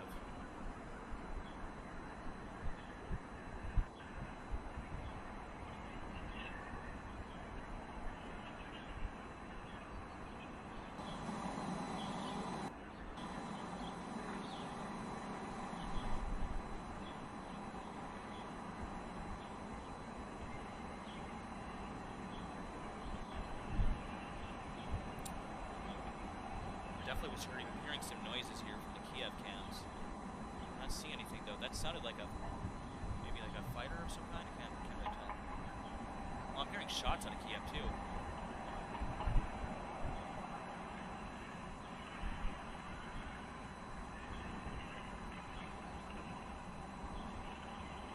Somebody said I'm hearing the ghost of Kiev.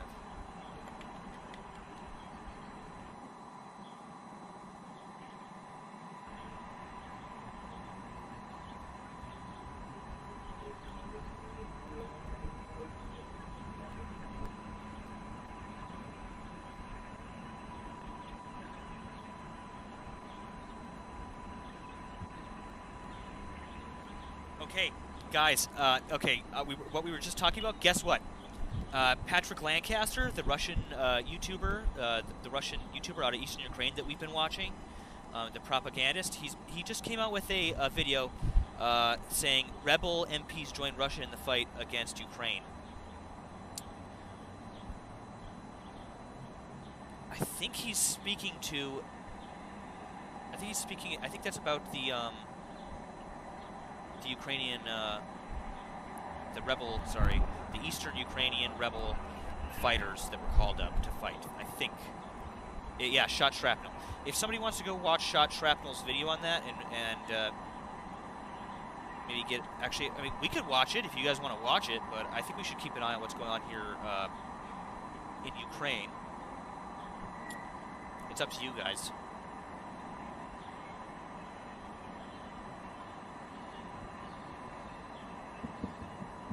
Somebody said let's watch it. Nah, keep watching this. Let's keep an eye on this. Nah, watch this. Yeah, I think most people are saying that we should probably watch the cameras. Yeah, keep watching this.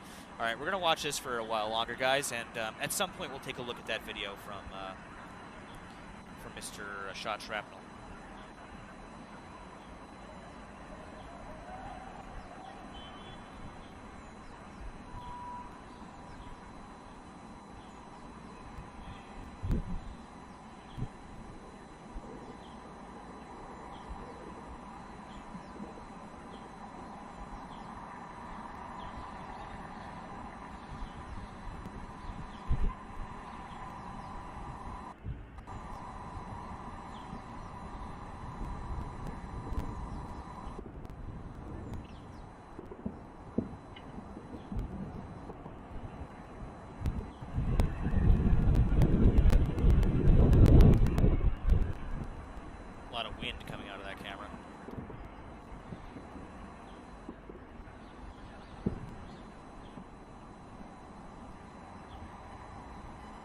To everybody over on Twitch right now, yeah, it's Wild West, guys. We'll take care of it. Don't worry about it.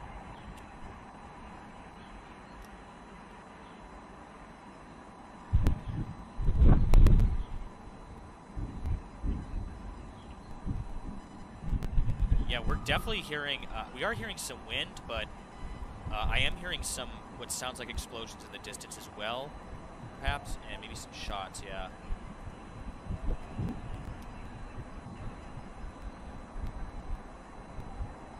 The YouTuber's name that we were talking about, his channel is called Patrick Lancaster.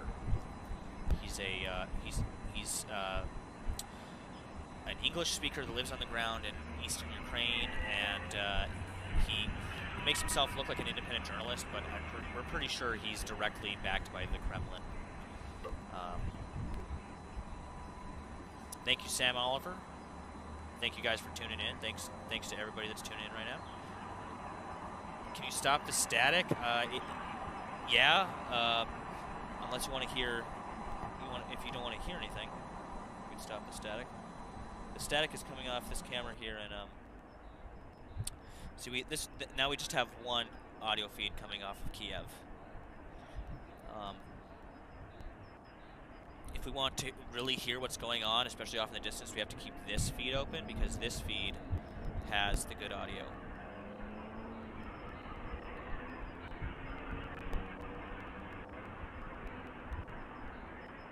Definitely sounded like a plane of some kind.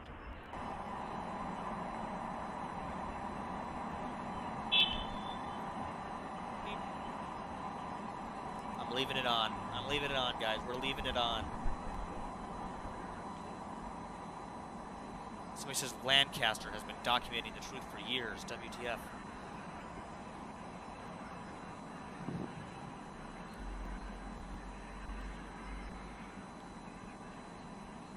Yeah, it also sounded like a jet to me.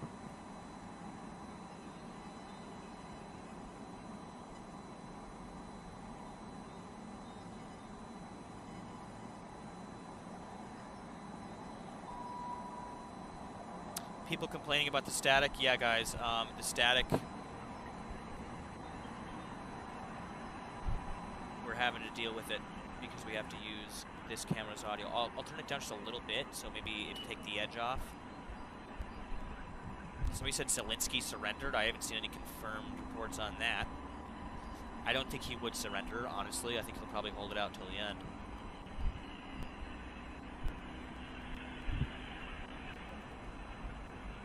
Somebody says, check Discord military trucks downtown. Yeah, that's probably the same footage we saw earlier. But if somebody maybe wants to send that to me.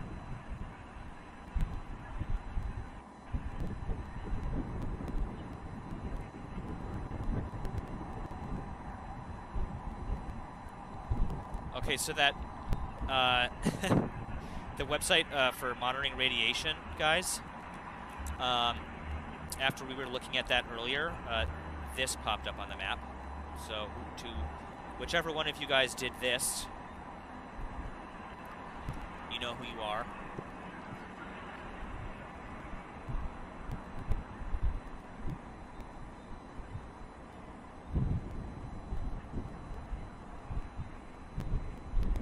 This is what we get for sharing our sources with you guys. You guys, there's no noise suppression that I can use right now to fix this garbage audio that we're getting from this stream.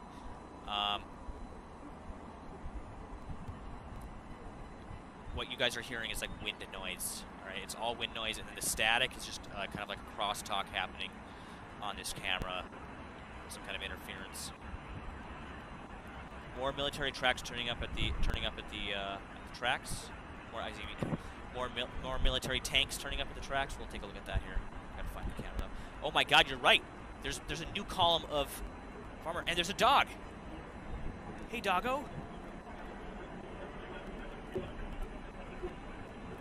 Jeez, they're moving more hardware in?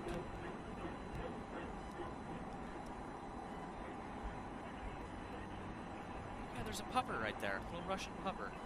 Or Ukrainian pupper. Somebody says, save the dog. Yeah.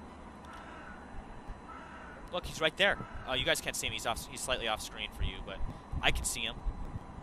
Oh, and somebody's talking to him. Somebody's talking to this doggo. And then they walked away.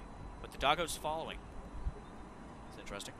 Somebody says that dog speaks Russian and Ukrainian. Take the dog, leave the cannons.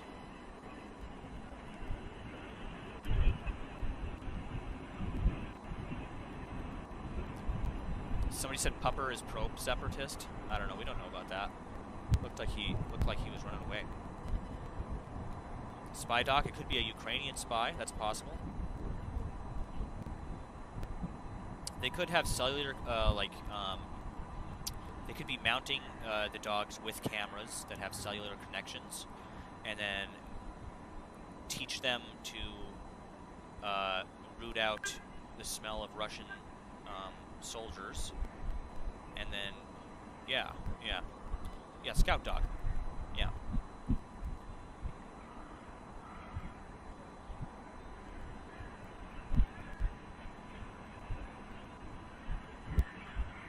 "5G dogs." Yep. Pupper is the ghost, somebody says. Ghost of Kiev. Wouldn't that be a plot twist?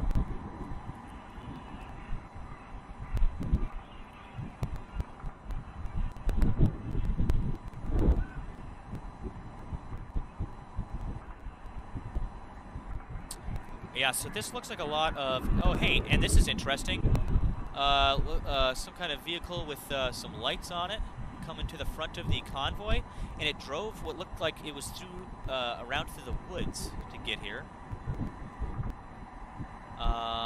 It looks like they're going to block off the flow of traffic here.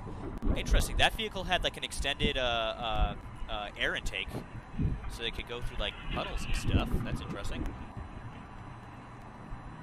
Somebody said black smoke rising from Kiev. I don't see anything on my screen. Well, actually, there's the one in the background. Yeah, we saw that off in the distance. Somebody says it's the Wolf of Crimea.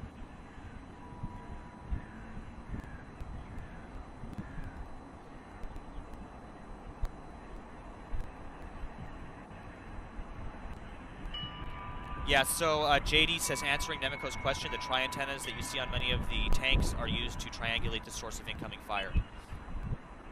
Yeah, so that goes with what Klusa on the Discord was saying as well. And he was also the one that was saying that the Zs on the tanks are probably for thermals, because the white paint has a slight temperature gradient against the metal, and so it will stand out on thermals. And I think it'll be slightly darker, either that or slightly brighter. Is that Patrick Lancaster?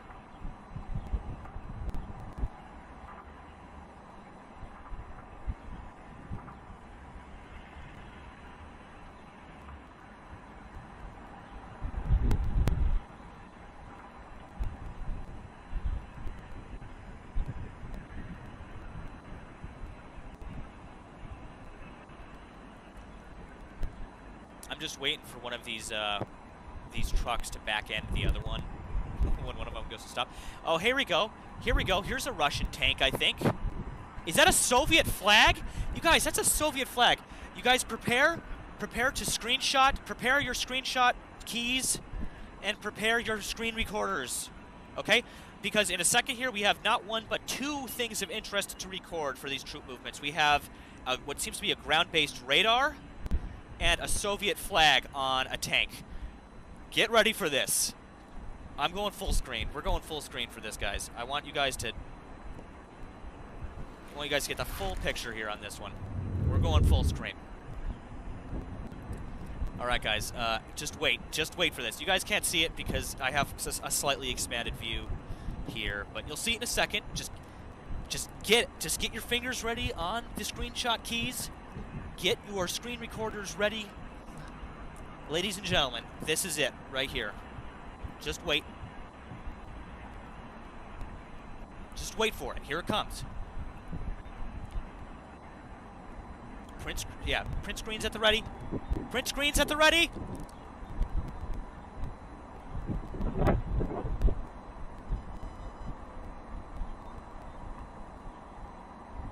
Print screen's at the ready. Steady. Steady, chat.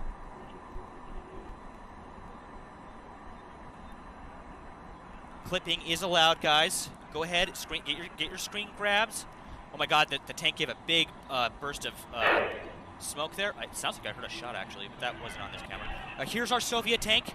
Please tell me that. Oh my God, please tell me that the flag is in view. There's the flag. It's a Soviet flag. It's a Soviet flag. There you go. There you go. And wait, here comes the ground-based radar.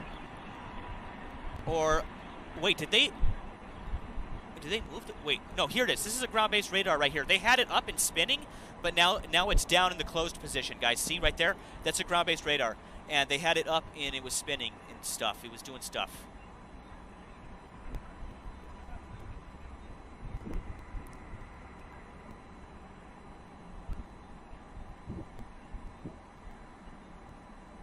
It was more like a China flag. I'm pretty sure it was a Soviet flag, but yes, it might have been a Chinese flag.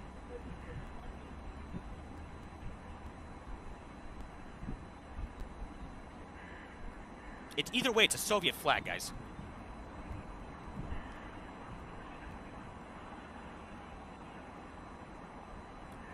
Yeah, somebody said okay, it was USSR 100%.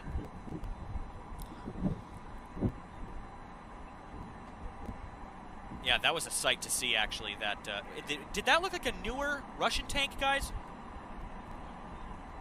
Or was that me? Here's another ground-based radar. Oh my God, that guy is living. That guy's just living his life.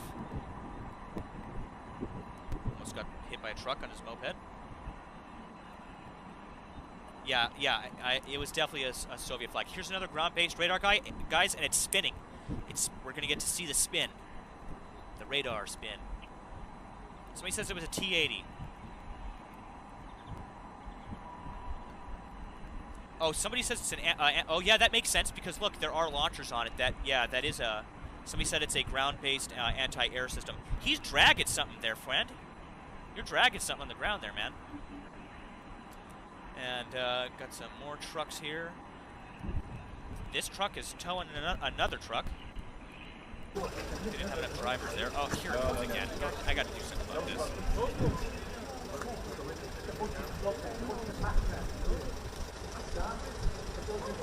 Got to figure out where this is coming from.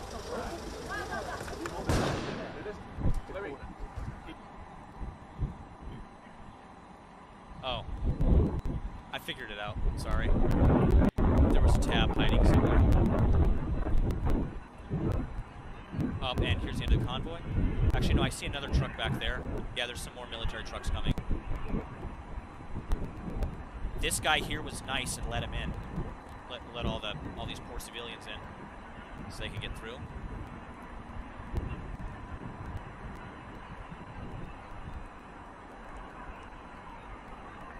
Can somebody tell me if these are fuel trucks or if these are water trucks? Because we've seen both.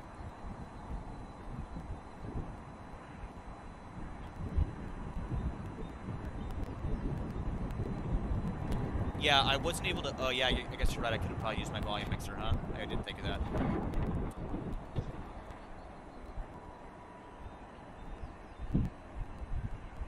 Fuel trucks. Everybody's saying fuel. Oh, yeah, I guess they... Did they have, like, yellow on them? Did I see some, like, yellow and red on them?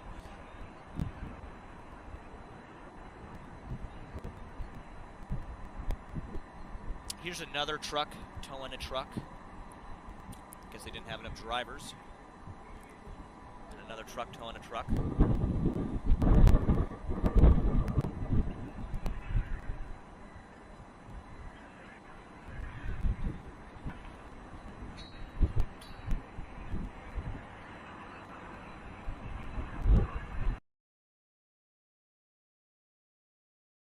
Of this, and we will just kind of watch these troop movements. I'm going to take just a quick break real quick to get something to eat and take a drink. I'll be right back.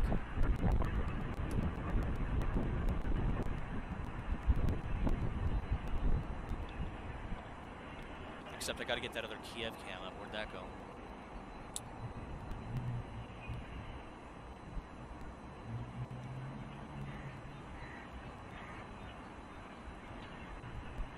You know what, we'll put up this cam on screen. Let's put that up there. And I just saw another military truck in Luhansk as well on that Luhansk cam down there. Get this on screen here as well.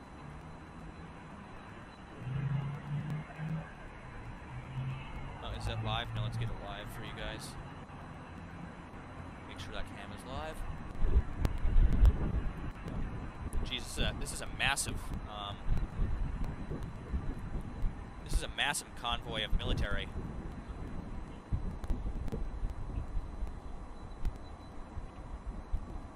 There's more, so they put that IR striping on them as well. They had like big stripes on that one I saw. We've been talking about the Z. It's basically unit identification, and there's a couple different reasons why they have them on there. Guys, actually, I was just informed that we just passed 20,000 subscribers. Wow, guys, that's crazy. That's crazy. Thank you guys so much for tuning in right now. And yeah, honestly, I'm speechless, guys. I don't even know what to say. A second ago, I was looking and we were at like 10,000, and just now somebody told me I was at 20,000 subscribers. That's insane. Literally, guys, just 4 days ago, I was at 200 subs. So I'm glad that all of you guys have come to tune in and watch this very unfortunate set of events take place here. I know, yeah, it's not a good occasion, but you know, I am still kind of proud of what we've been able to accomplish here. Somebody said better coverage than CNN. Yeah, I'd like to think so.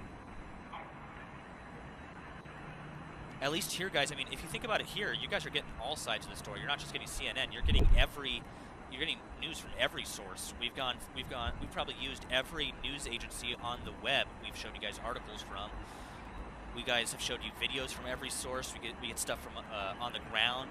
We've got people tracking radar and aircraft and marine movements in the Black Sea, like naval movements. We've been having people intercepting radio communications and running translations. It's been amazing what we've been able to do. Honestly, it really is. I would like to say we're probably the largest open source intelligence gathering operation on all of YouTube at this point. I'd like to say that. Yeah, guys, if you do have pictures of the tank with the Soviet flag, or video of that, we should definitely send that to me on the Discord, and we should post that up actually. We should show some pictures to the internet of that picture of that of the Soviet flag. We've been talking about this narrative, or sorry, this ideological goal of Putin. You know what I mean? To return Russia to like not only the Russian Empire but the glory of the Soviet Union. And what do we see is Soviet flags on T-80 tanks. If it doesn't get, if there's not, if the proof isn't in the pudding there, then I don't know, what is. Discord link is down in the description below the YouTube channel. Sorry guys, I'm having a hard time talking. I've been talking literally all day. My mouth is like sandpaper. I'm gonna go take that drink now, and I'll be back in just a few minutes, guys. Thank you so much.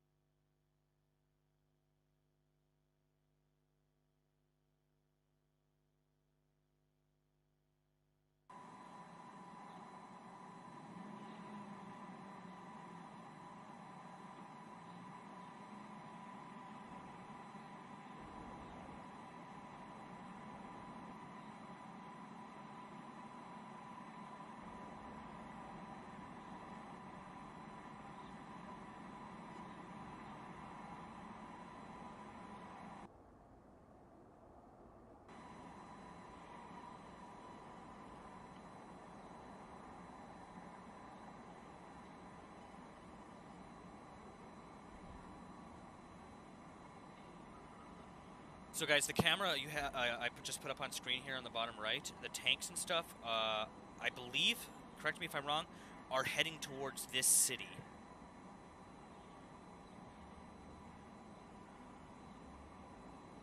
Is that right?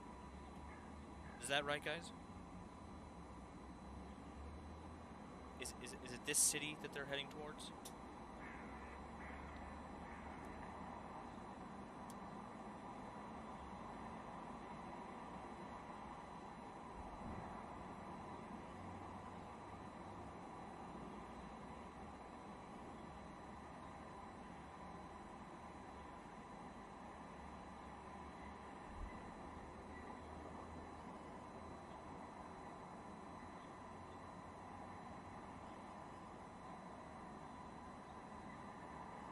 Look at the size of this line, you guys.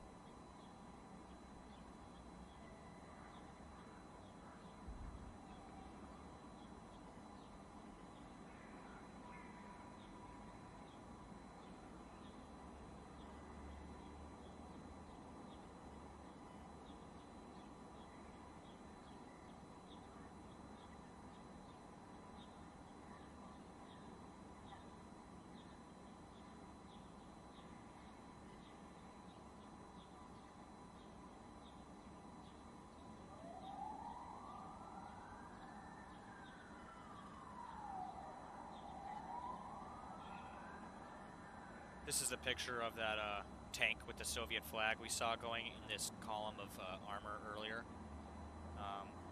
as it was going down the road.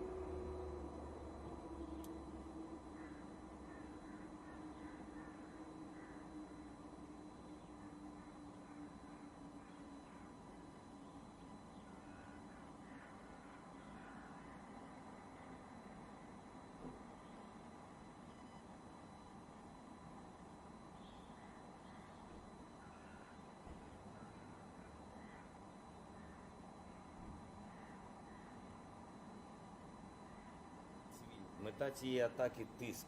Тиск на вас, громадяни України, тиск на все наше суспільство. Я наголошую, не просто на владу, на всіх українців.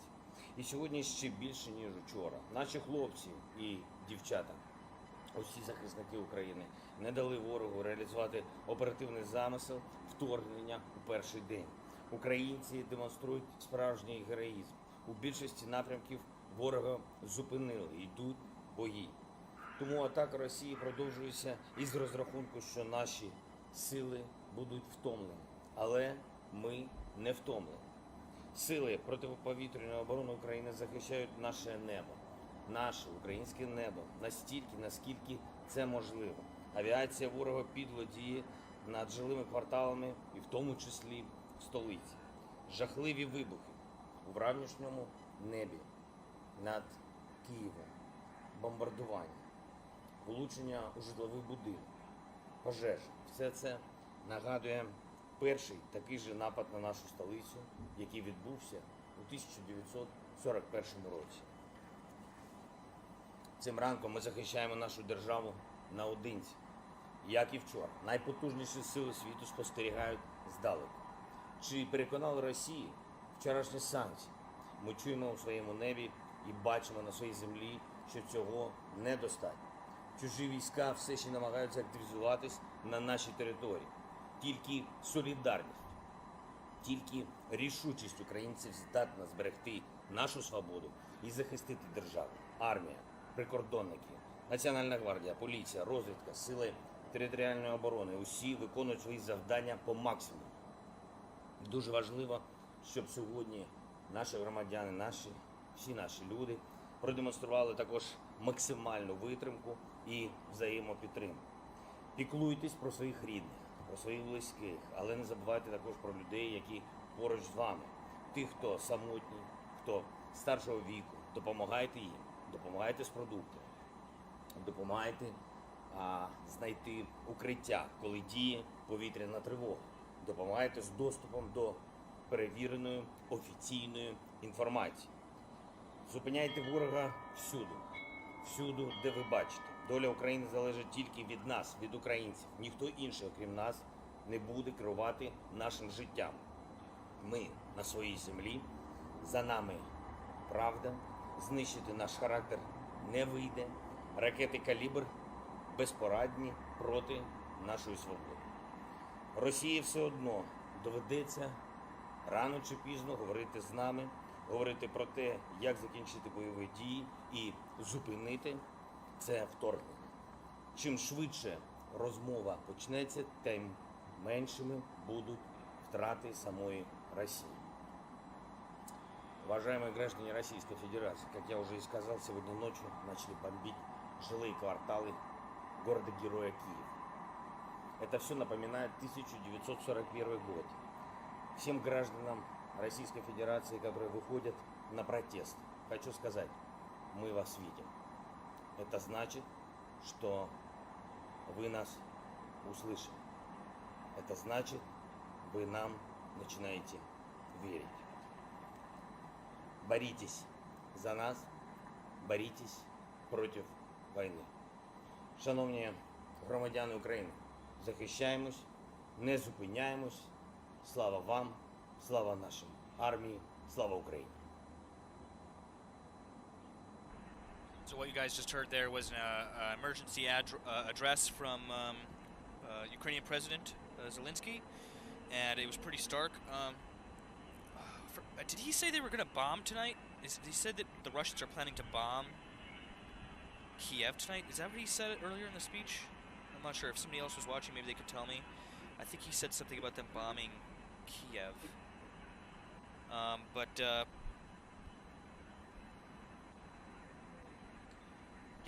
Yeah, we know that there's been. I know that they've already been bombed, but I thought he said maybe something that they were going to again.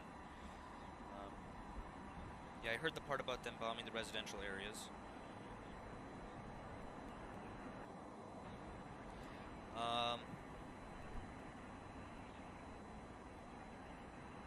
Yeah, I saw that.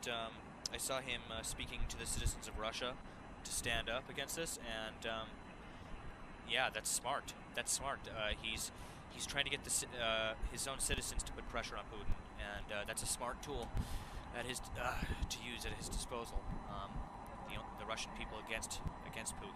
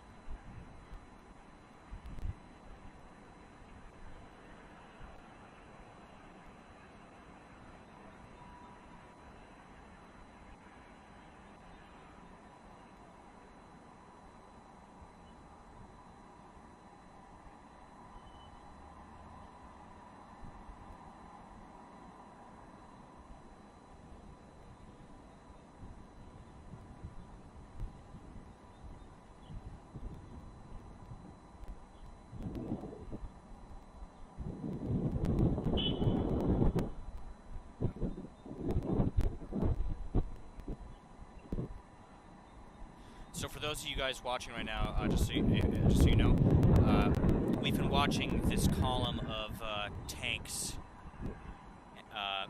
Russian military hardware, APCs, tanks, radar systems, water trucks, fuel trucks, tons of stuff coming through your troops. Just an absolute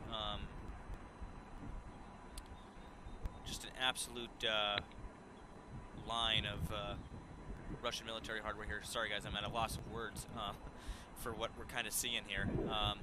And they're moving, so the city, the city you guys are looking at in the lower left, lower right corner on screen there, the tanks are moving towards this city. As I said, we've been watching this column of tanks for hours, just hundreds of vehicles.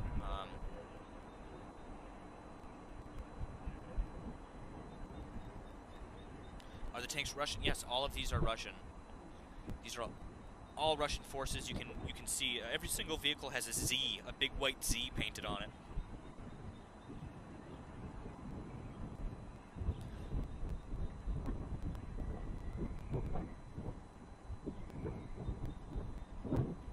Here's some more of them here. This camera is up the road from the big camera you guys are seeing. And here's some more forces stopped on the side of the road, just chilling.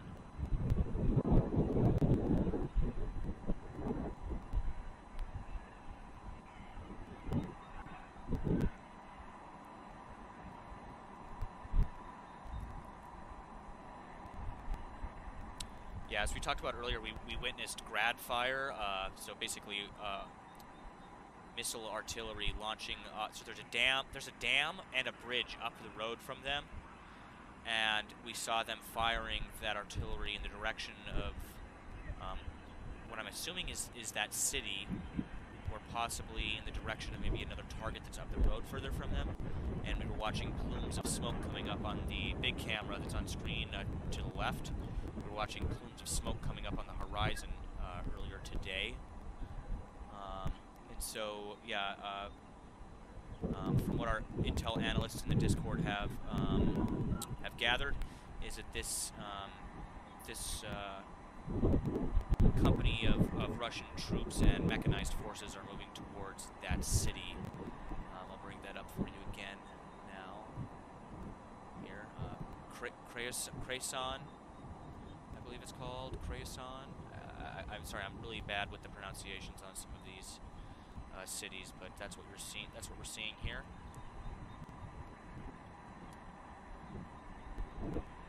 Now the audio popping is the wind. We're getting wind on some of these cameras, so just bear with that, guys, because we're listening in for sounds of explosions or air raid sirens or aircraft.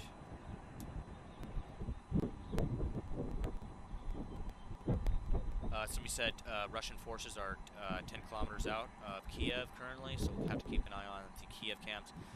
Everybody in the chat and on the Discord, keep an eye on the Kiev cams. When conflict gets close to Kiev and we can start really seeing stuff on the cameras, we'll get those angles up for you guys. Yeah, and also, if some people would be listening to the... we are listening right now to some of the Kiev cams. But if other people would be listening in, just maybe on your own, and alert us of any, yeah, so, yeah, just to be clear, they are technically on the outskirts of Kiev. They're near the airport, and a couple other locations to the north of Kiev on the outskirts of town. Troops are not currently in Kiev, no. They are fighting on the outskirts of Kiev.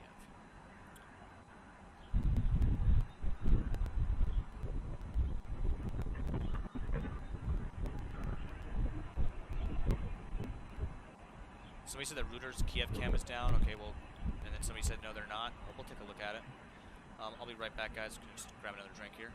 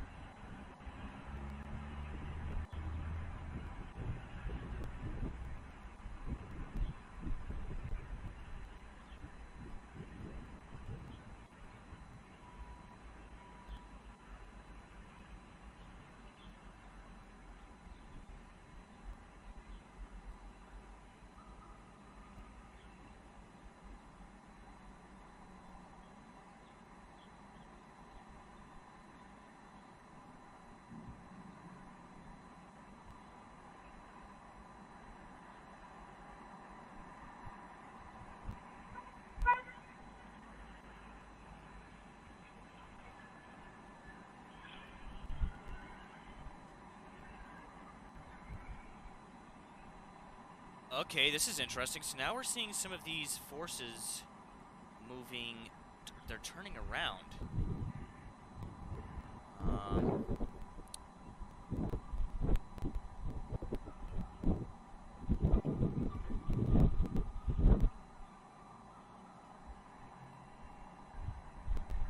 Fuel going in the back, some people are saying. Supplies at the back. Oh, okay. Maybe. That could be.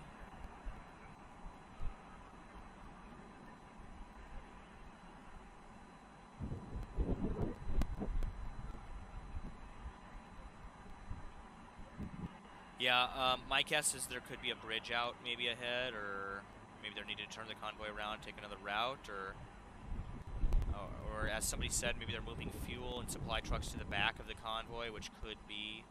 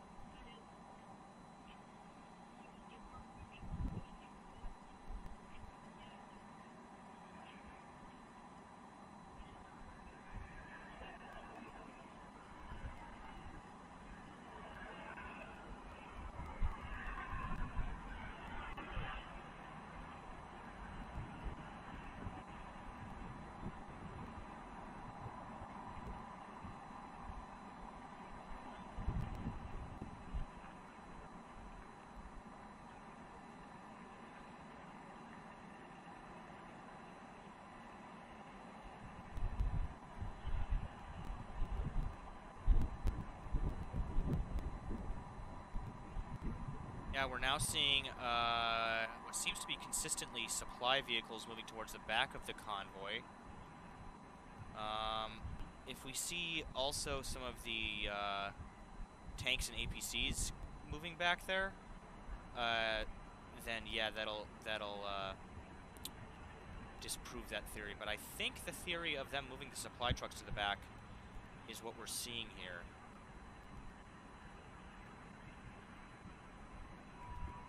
Because so far I'm not seeing any,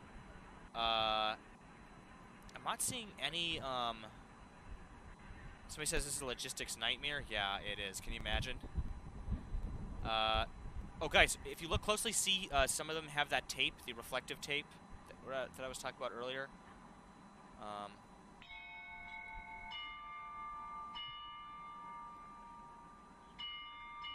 Doesn't look like they're carrying weapons. These maybe they're carrying a sidearm, but I can't tell.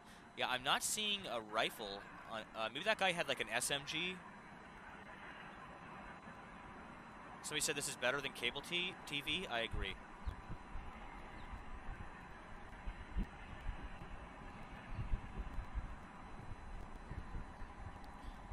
Yeah, guys, so I think the theory here is that they're moving supply and fuel vehicles to the back of the convoy to reduce losses. Also, you usually want to have your fuel and stuff at the back anyway, at like a fallback point. I don't think they'd bring their fuel right into the conflict with them. That would be dumb.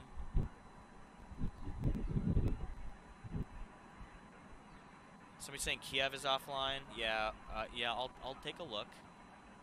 But I'm really interested in these troop movements here, guys. He has a stick. Alright, we'll take a look at Kiev cams. I got a Kiev cam here, up and operational. This Kiev cam here is still moving. That's still good. So yeah, Kiev cams are good. We'll keep an eye on them. Yeah, we'll go back to the multicam, but right now I'm taking a look at these troop movements here, guys.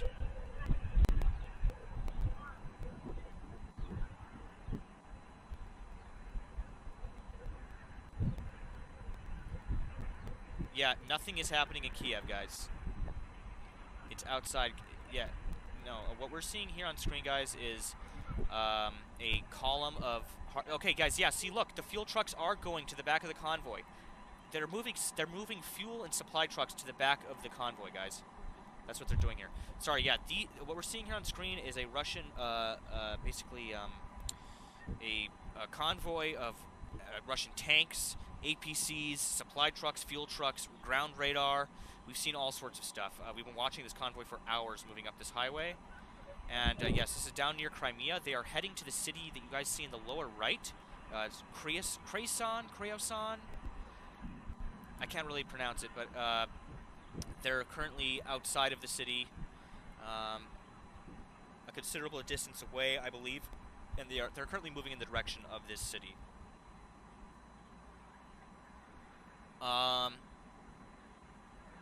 Yeah, I know. So there's heavy fighting outside of Kiev. I don't think we have any cameras on that at this time, but as soon as we do, we will get them up on screen for you guys.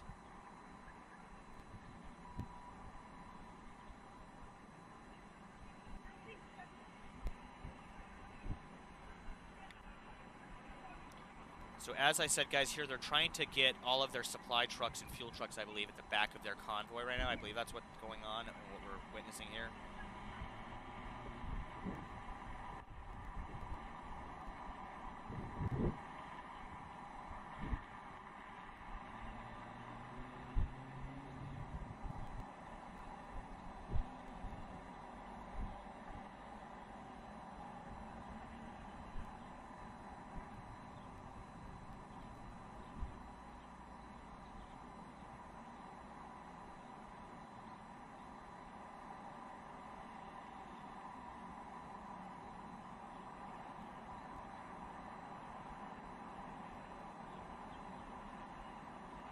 So really quickly, I'm going to take a look at that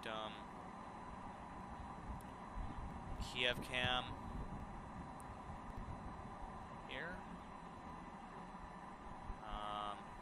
Just taking a look for any signs of anything. People were saying they saw some stuff. Yeah, the center cam is a really good cam. In fact, let me just pull that up for you guys here so you can really see what they're doing. Where is that?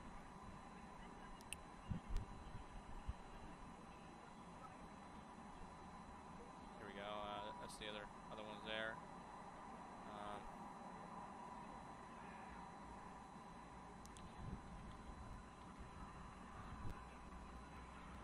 Here, you know what? Actually, yeah, I'll just bring it up on there.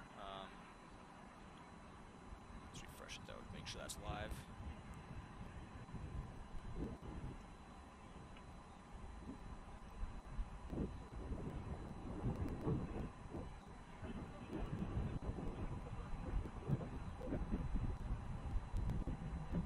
There you guys can see here the convoy of Russian hardware here and troops.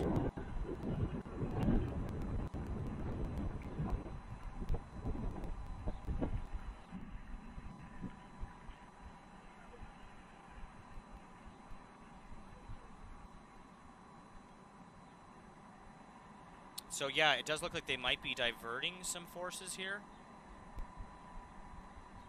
I don't know. This is hard to tell what they're doing here. Actually, I mean, I see more supply trucks moving up. Okay, he's looking to turn in here. Guys, notice the Z's here. Guys, notice the Z's.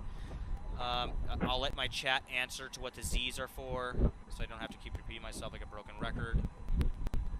This cam is live right now, guys. All these cams we're showing you are live right now at this very second. This is what's happening on the ground. We've been watching these cams along this highway. We have 4 different cams on this highway right now. We've been watching these movements literally for hours now. So it just looks like they are moving some APCs as well as the supply trucks.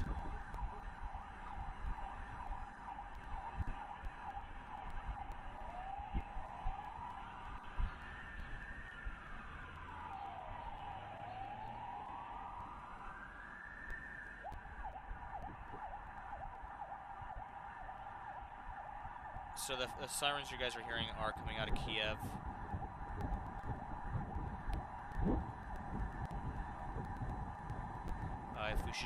If you guys think we should turn back there, we can. Everybody that's keeping an eye on the Kiev cams, let me know as soon as you can see something on the cameras. Tell me, and we'll go and look at those. Okay. Right now, though, we're just focusing on this.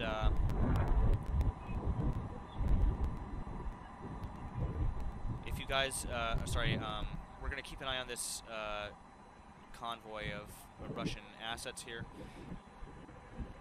Some people saying, you know, like, show Kiev. There's nothing yet on the Kiev cams, and we have Russian movements here, so we want to kind of watch that and see what they're doing. But yeah, as soon as there is anything happening on the Kiev cams, we will throw those up on screen for you guys. This convoy is near Crimea. It's heading towards a city that we also have up on camera. There's a camera crew. We believe it's a camera crew up on a building in the city of Kherson, I think it's called, Kherson, something like that. And so we've been watching that, and they're basically waiting for this Russian force to get to the city.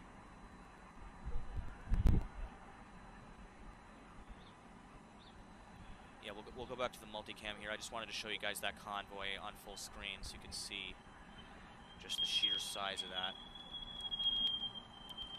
We'll go back over here and put this back up on screen, and we'll go and take a look.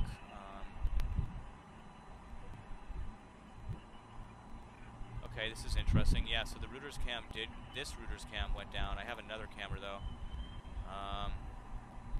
We'll keep an eye on that camera. Yeah, here's our other Ukraine cam here.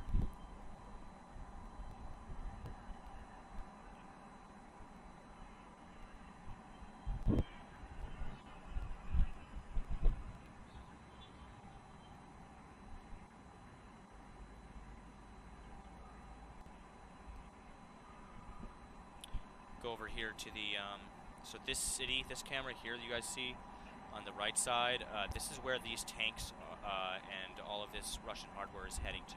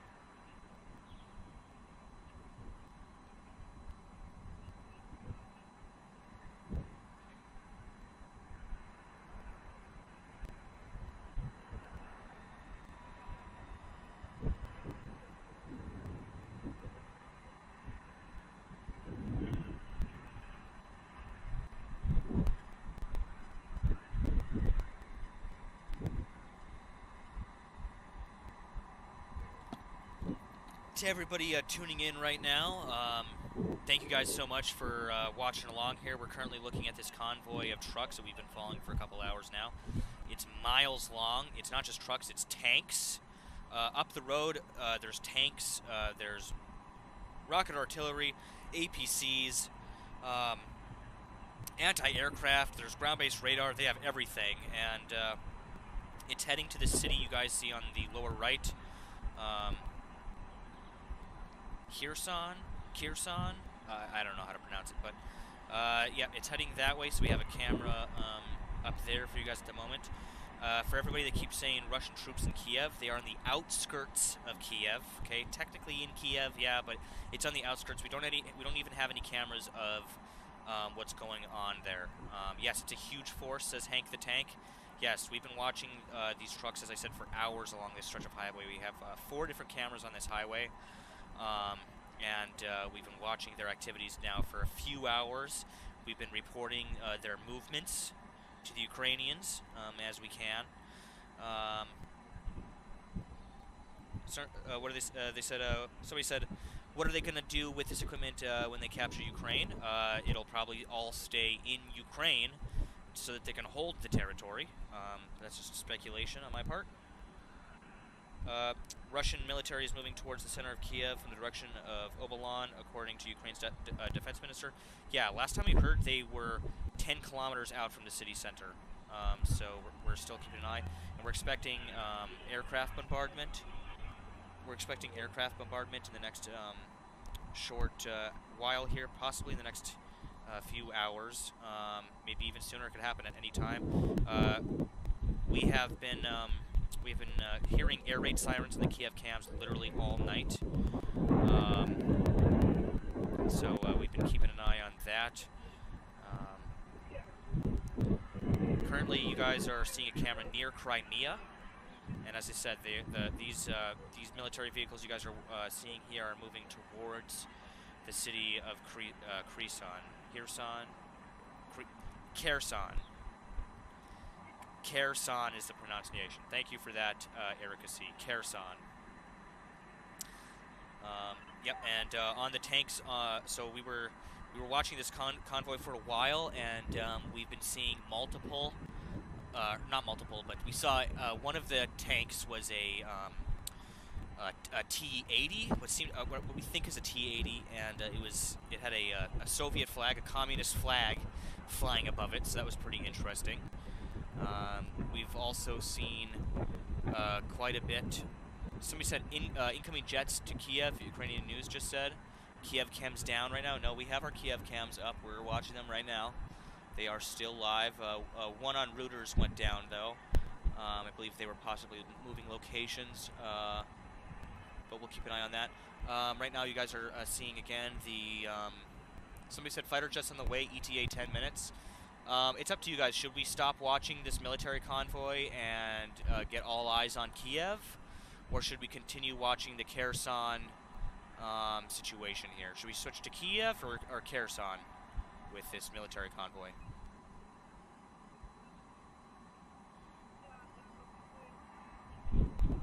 Yeah, at this time we don't actually have any cameras of the action going on in Kiev. People are saying to switch back to Kiev. Okay, well, I guess we will switch back over to monitoring Kiev. Looks like you guys have seen enough of the tank convoy. So we'll switch back over to Kiev. I'm going to get all the Kiev cams up on screen for you guys. We'll get this one up there. So we're still seeing people walking around, still seeing traffic and stuff. Somebody get me another skyline view I'll put here.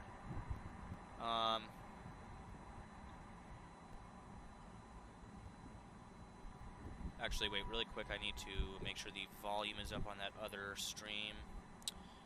Okay, so we got the audio coming out of that camera. This is the Reuters one that went down. Where's that other one here? Yeah, we'll just get rid of this one. Get rid of that too. That.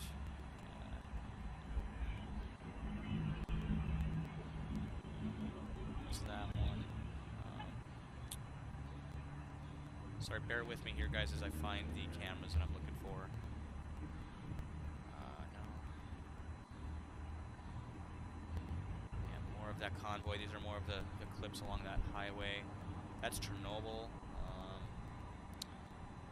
It's Kiev. Yeah, so I guess that's all we have. If somebody maybe actually wait. Yeah, we need to find that other one. Here we go.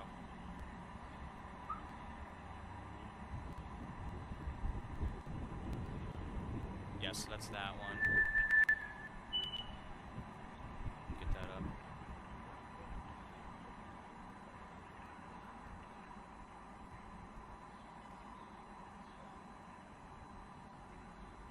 We'll keep that up just in case it comes back online.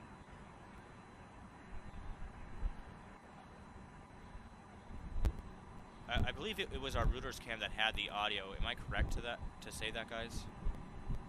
Was it our Reuters cam that had the audio?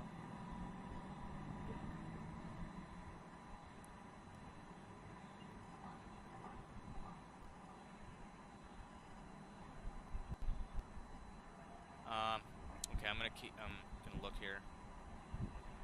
Here's that other skyline shot. Yeah, we'll get this one up on screen. This is the one I was looking for. This one we'll put back where it was. There we go, we got that one back up there for you. And this one here, I believe this is pointing to the west, if I'm not mistaken, or to the south. I think it's like west, southwest maybe. This one was looking at. Make sure that's live there for you. And we'll get that up on screen here. I'm just going to kind of put that here. I guess we'll move our military trucks up here for now. We'll move our military trucks up there in the right top left corner. And we'll get this on screen for you here. Just kind of full screen that. Not seeing any smoke in the background. Any plumes of smoke coming up from the city skyline. So we'll keep an eye out on that. This is still live. Those are looking good. Now let's go back to that other cam that where our CNN friends were tuning in. Let's get this live here.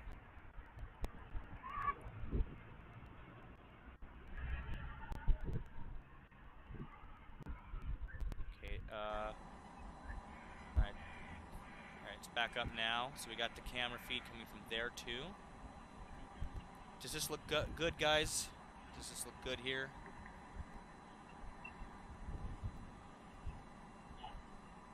Yeah, we've heard sporadic reports of yes, that is Russian troops in the top left corner. Yeah, we've heard sporadic reports that Russians are wearing Ukrainian uniforms in some cases. That's probably Spetsnaz doing that. Somebody said change top center. Oh yeah, we can do that for you. Somebody get me another Kiev cam or something. Actually, hold on. We'll get this cam top center then, so we can see Kherson there. And I'll go over here. And okay, yeah, we got Kharkiv there. So yeah, now we got everything here, and then hold on, I gotta get that other camera here for you guys.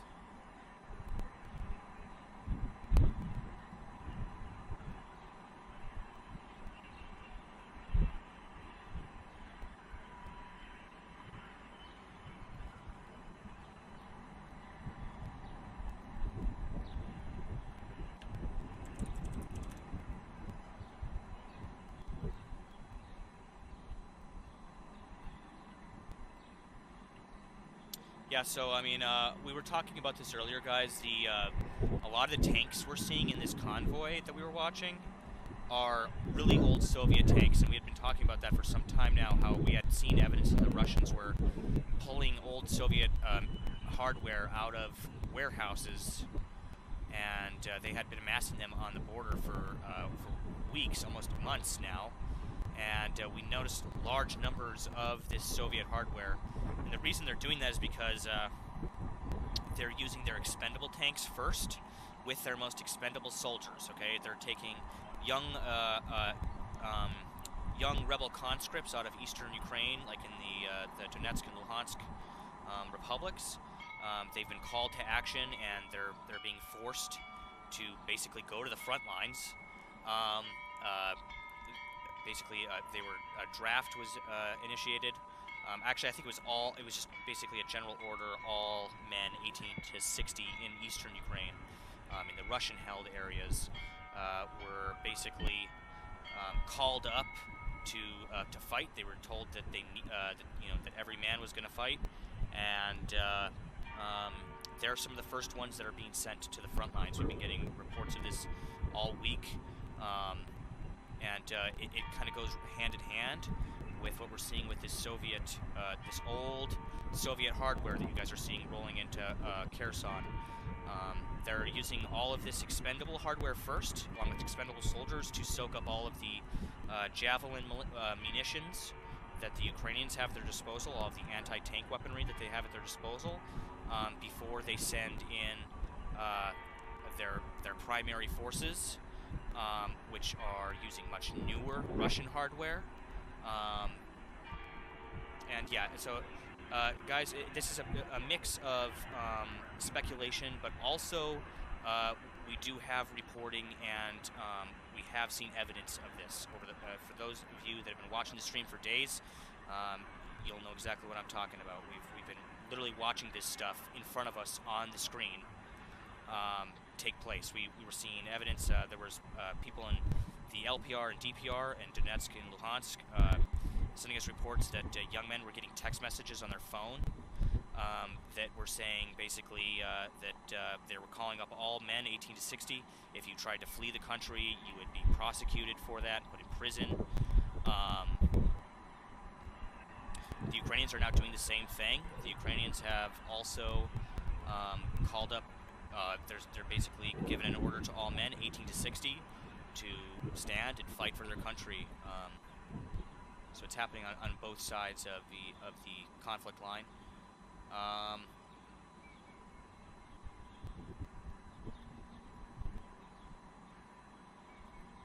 So interesting. We're seeing a border stop or a checkpoint stop here, guys. You guys can't see it on that cam. Well, you can see it up here. The Russian troops, there's still a couple Russian troops chilling here, and they've stopped this vehicle here, and are searching it. Now he's being let go. We've been seeing that happen all day. We were watching that happen earlier. They had a checkpoint set up, and they were stopping people, searching trunks and stuff like that, looking for weapons. Basically, the Ukrainians have offered up weaponry to every citizen that's willing to take up arms in the country. And so I think, of course, they're looking for, things like bombs, explosive, any type of explosive device, any type of weaponry. So he says Kiev feeds keep going off. Yeah, sometimes the feeds do freeze for a second or drop out, but they usually come back up pretty quick.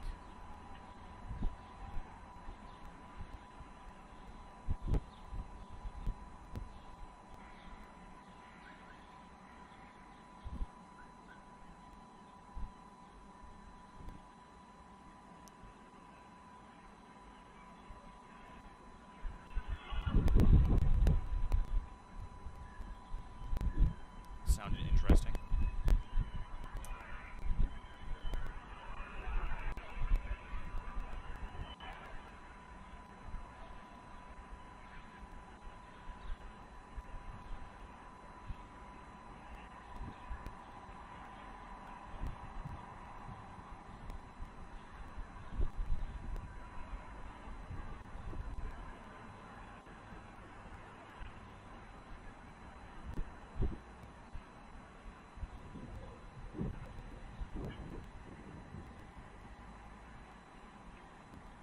I'm hearing that too. It does sound like maybe a jet or a missile or something. It might be the ghost of Kiev. Looks like somebody on that Kiev cam is finally changing the exposure. Thank you.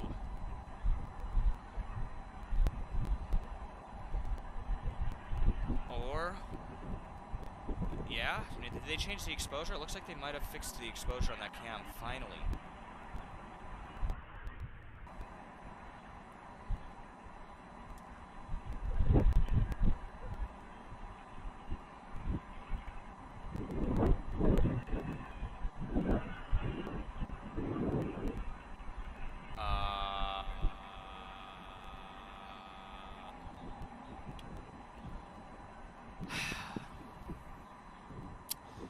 Well, we're gonna have to get a different Kiev cam. Anybody have another cam of the square they want to share?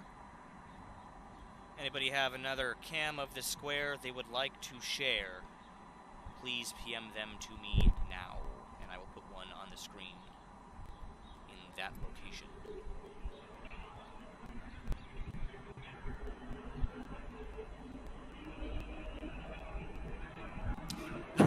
You.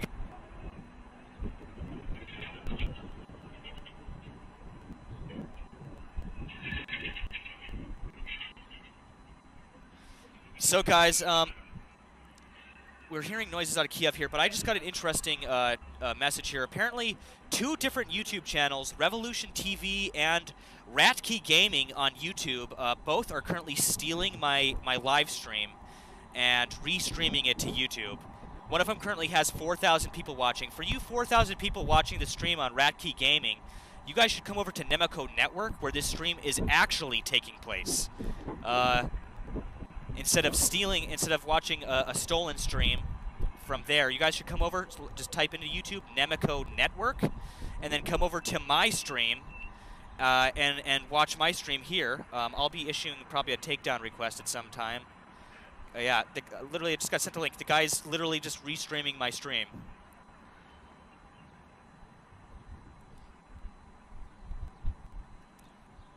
But yeah, for anybody that's watching over there on Revolution TV or Ratkey Gaming, you guys are watching a stolen stream, and I'm going to issue a report and a takedown request for that. If you guys could hop over here onto my stream at Nemeko Network, N-E-M-I-C-O, Network, N-E-T-W-O-R-K, that would be pretty cool.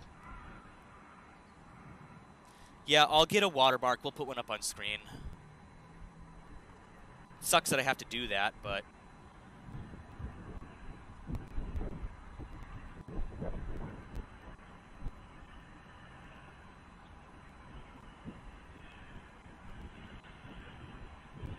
Stand by here, guys.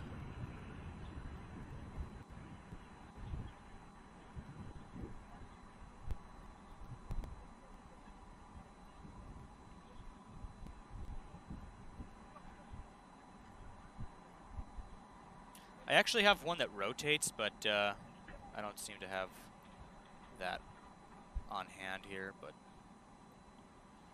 we'll put that over here. I should probably have a YouTube link, huh? Next to it, maybe. We'll put that right up here. Yeah, for you guys watching on Revolution TV and Ratkey Gaming, you guys are watching a stolen stream. You guys should come over here and watch the real stream.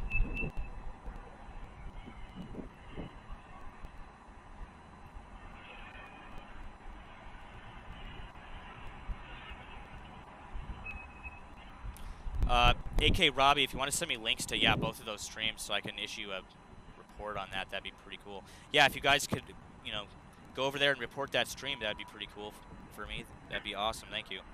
Yeah, I can't believe... okay, so this should work. Also, put your... yeah, we did that. Okay. So I got another camera of Kiev here for you.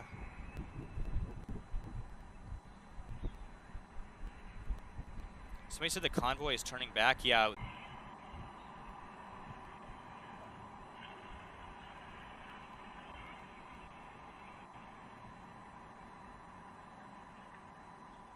Yeah, if anybody if anybody wants to post the links to that in the live chats, just keep posting the links to that stream so you guys can go report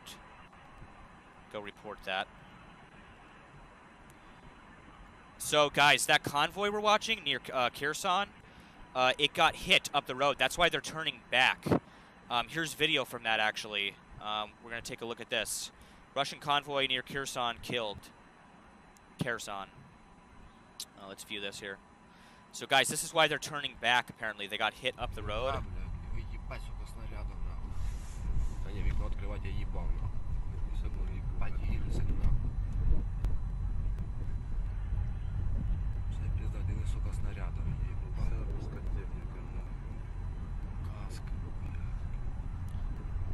Давай, знаю, блядь. Дивися, на якийсь снаряд ще, сука, не наїде, блядь. Бути нахуй, давай, давай, блядь. Пізда, нахуй. Воно що, аж земля гаряча. Ну, парена. снаряди. So yeah, that's interesting. Interesting there.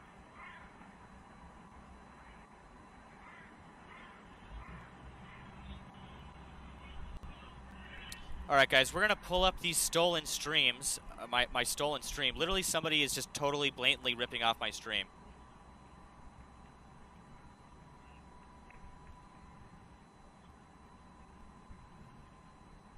So we'll go ahead and report that. So yeah, that's interesting. Interesting there. Yeah, so all you guys on Garrick TV, you're literally, I'm watching you guys right now. In fact, we'll put you up on the screen here. All right, guys, we're gonna pull up these stolen streams. Oh, they're taking the camera down. My stolen stream. Literally, somebody is. They're taking the camera down, you guys. They're taking the camera down. You guys are freaking taking the camera down. So we'll go ahead and now we have air raids in Kiev. All right, we'll deal with the people stealing my stream later. So yeah, that's interesting. Interesting there. Yeah, so all you guys. Yeah, we'll take that audio down. Sorry about that, guys. All right. We're going to keep an eye on Kiev now, a very close eye. Yeah, to everybody that looked at those streams, please repeat that, or report them. Thank you for that. We're going to keep an eye on Kiev here now, guys, because that is definitely more important. Can't believe they took down our camera.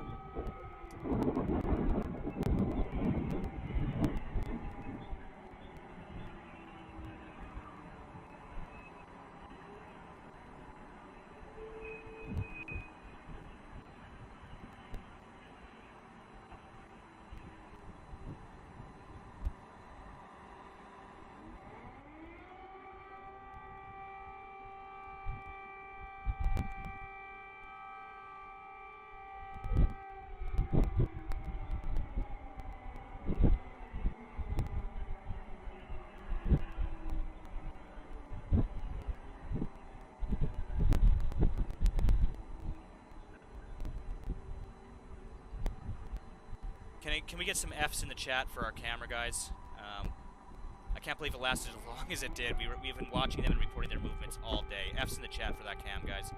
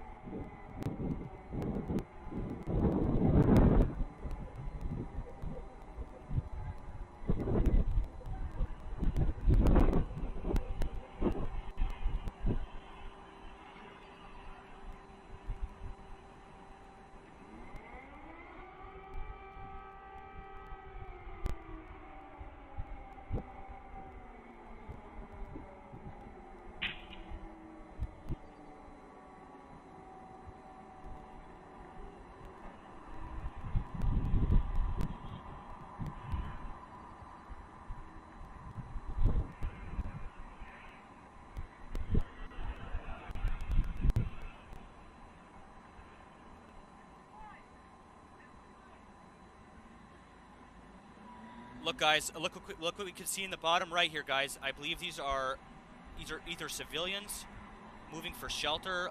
They look more like troops, though.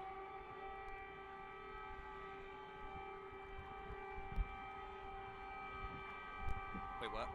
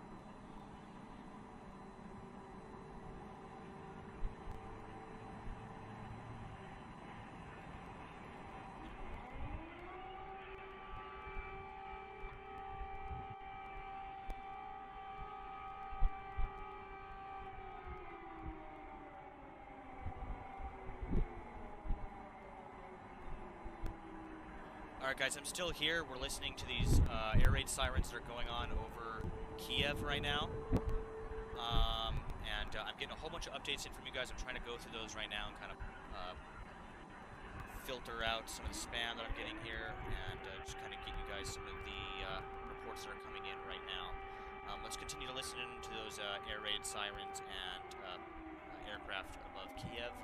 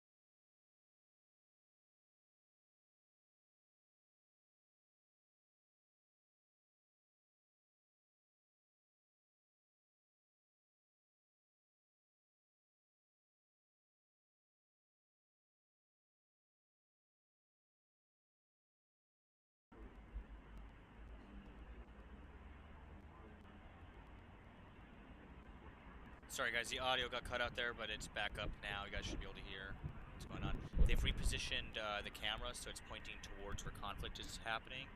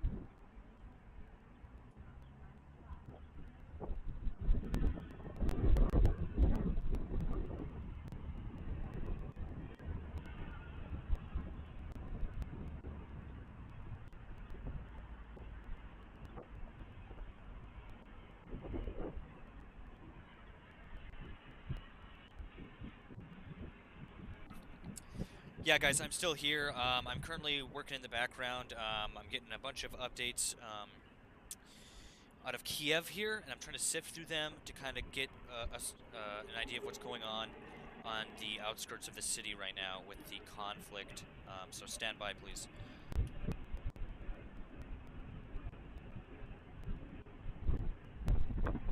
I see a lot of people in chat talking about my stream being stolen and restreamed other places. Honestly, I don't really care. Just if you guys could report it, that would help.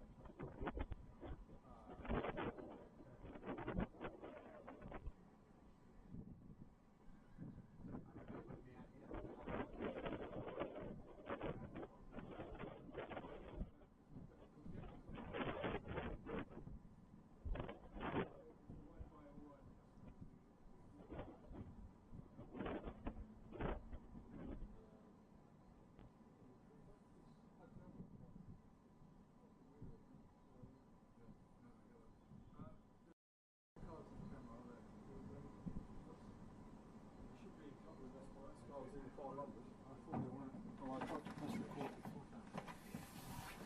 Stolen. Oh no, they're there. Why was it not pushing the button? Cannot no media in slot. Okay. Oh right, we're on this format. So why is it recording then? That's weird.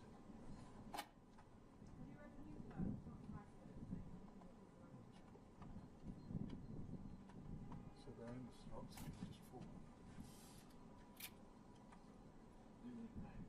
We're gonna hurry up. With what?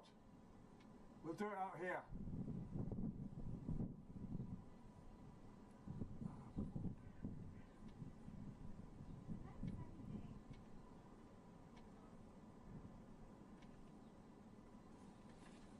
Need anything else, mate? Huh? Do you need anything else? No, just he needs a Zoom link, but that's.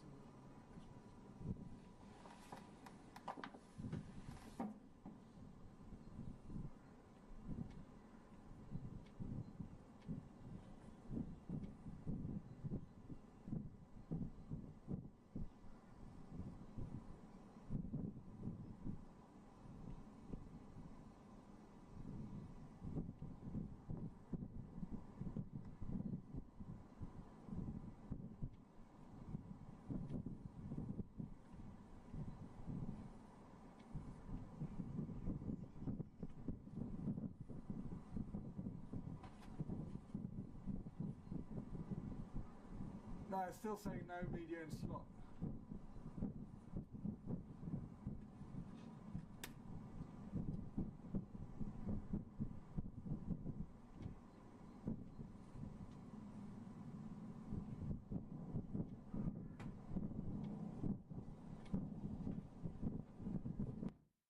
Right now, can we get right now? Okay, the proxy was on that side.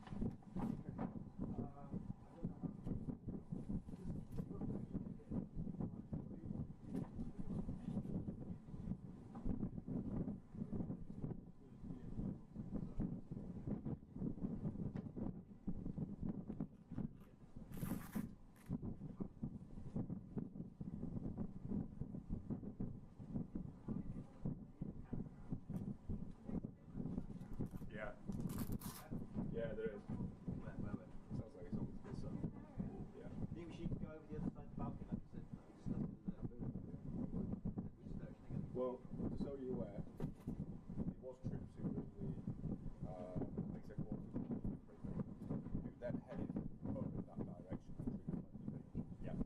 They then headed what seems to be down the hill, which makes sense. They wouldn't be in a defensive posture where you put the bridge coming over. Yeah, just really, if you were to get foot traffic coming across, which would be pretty tough, but still potential option. Yeah.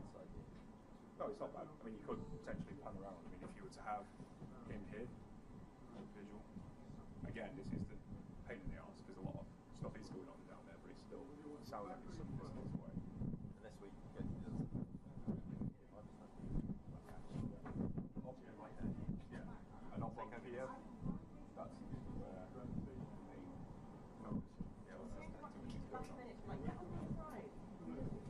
Okay, you really think this is the right time to do the passport through? Alright. Can't keep having the same conversation again and again and There's again. explosions in the background here. Okay, there's been explosions for the past 7 days again. They're quite close to the city centre. I don't. We'll try and do it. If we can't do it, we'll break away and do the explosions, right? We'll have to press on. In the meantime, let's just do this. It's a bit of news gathering, isn't it? Should we do this or should we do something that's already happened?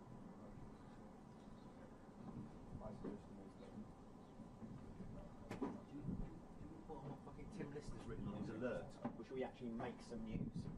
Which do you think is the answer? Could I? I've never done that before. Or I could ask Lavrov, what he intends to decapitate the thing, and still be live on the air. It's not that opinion. We've had the conversation twice. No, we have a conversation. Fine, let us see if we can do it. Good. Let's do that. Don't put your attitude, Clara. I want you to be on the side. You never agree. Well, let me tell you, you're right. We should do this, and if we can't do it, we break away from we do that. Right? I'm not going to ignore something that's an opportunity. It's not the fact that you do it. It's the fact that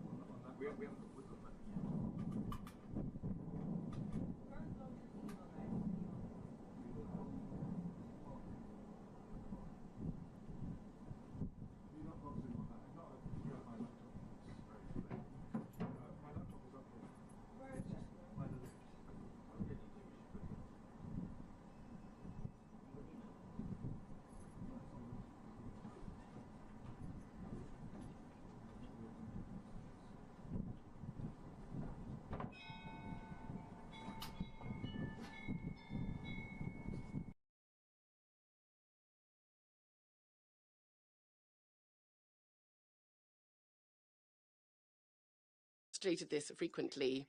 We do not think that this will help to bring this council together. Stated this frequently. Rather, we do not think that this will help to bring this council together. To whip up hysterics fully regarding its desire of our American colleagues regarding the proposed the so-called Russian act of aggression. Regarding its own situations regarding the proposed that they want to do, Russian act of aggression in the Security Council from this rostrum is something that they want to do, including within the Security Council from this rostrum.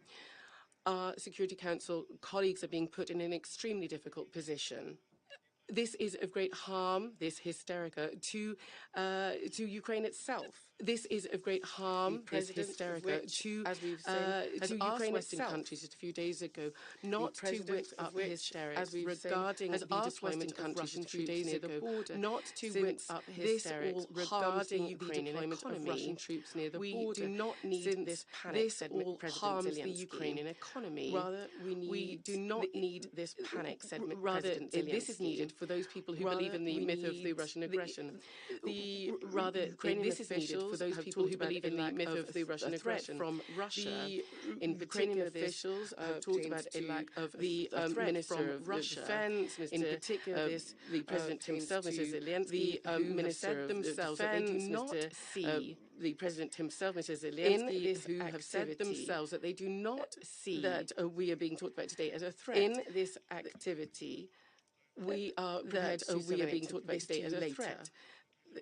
We would urge all colleagues to not use the rostrum of the Security Council to push forward the propaganda, not use the rostrum of the Security Council to push forward the propaganda that the Russian delegation in December announced its plans to have an annual discussion of the situation in Ukraine during our presidency of the Council have an annual discussion of the situation in Ukraine. The 7th anniversary of the adoption of the packet of measures of the Minsk agreements will be an excellent opportunity. The 7th anniversary of the adoption of the packet of measures of the Minsk agreements will be an excellent opportunity for us to constructively show the Security Council's commitment to basis for the Ukrainian settlement. The event is planned for the 17th of February. Settlement. If our American colleagues really need to say in public any, if our American colleagues additional information about this, they in public do this during the additional information about this. They can fully do this sensible members of the Council not to support this provocative proposal. All sensible members of the Council not to support this provocative proposal. And treat the UN Charter with respect. Thank you. The U.S. The representative of the Russian Federation, I give the floor to the representative of the U.S. Thank you very much, Madam President. As our colleague thank you very much, Madam we President. Have called for this meeting. And we've called for this meeting Ukrainians discuss in a public forum. To provide assistance work with the Ukrainians so that they can prepare for what they see to provide assistance to them, so that including having provided $200 million they see as dollars inevitable in assistance in recent weeks, including having provided over $5 billion in assistance in recent weeks, and that is so that they can be $5 billion in assistance since 2014. You've heard from our Russian colleagues, and that is so that they can be calling for this meeting to make you all feel uncomfortable. You've heard from our Russian colleagues. Imagine how uncomfortable you would be if you had this meeting to make you all feel uncomfortable sitting on your border. Imagine how uncomfortable you would be if you had 100,000 troops sitting on your border. For us, this is about that these peace and security on the border. It's about honoring for us the UN Charter, peace and security. It's about honoring as members of the Security Council UN Charter. Peace and that calls of so this is not about members of the Security Council. It's not about rhetoric. It's not about so this is not about antics. What this is about, it's not about rhetoric. It's not security about U.S. and Russia of one of our member states. What this is about, thank you very much, the peace and security of one of our member states. Thank you very much, Madam President. I thank the representative of the United States of the request and the comments made by members of the Security Council. I intend to put the provisional agenda made by members of the Security Council. Accordingly, I intend to put the provisional agenda to a vote. Accordingly, those in favor of the adoption of the provisional agenda, please raise their hands. Those in favor of the adoption of the provisional agenda, please raise their hand.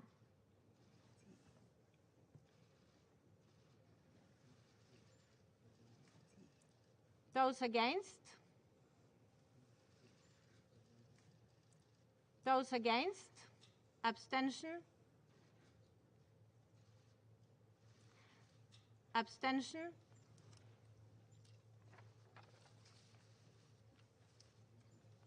The result of the voting is as follows. 10 votes. The result of the voting is as follows. 2 votes against, 10 votes in favor, 2 votes against, 3 abstentions. The provisional agenda has been adopted. The provisional agenda has been adopted.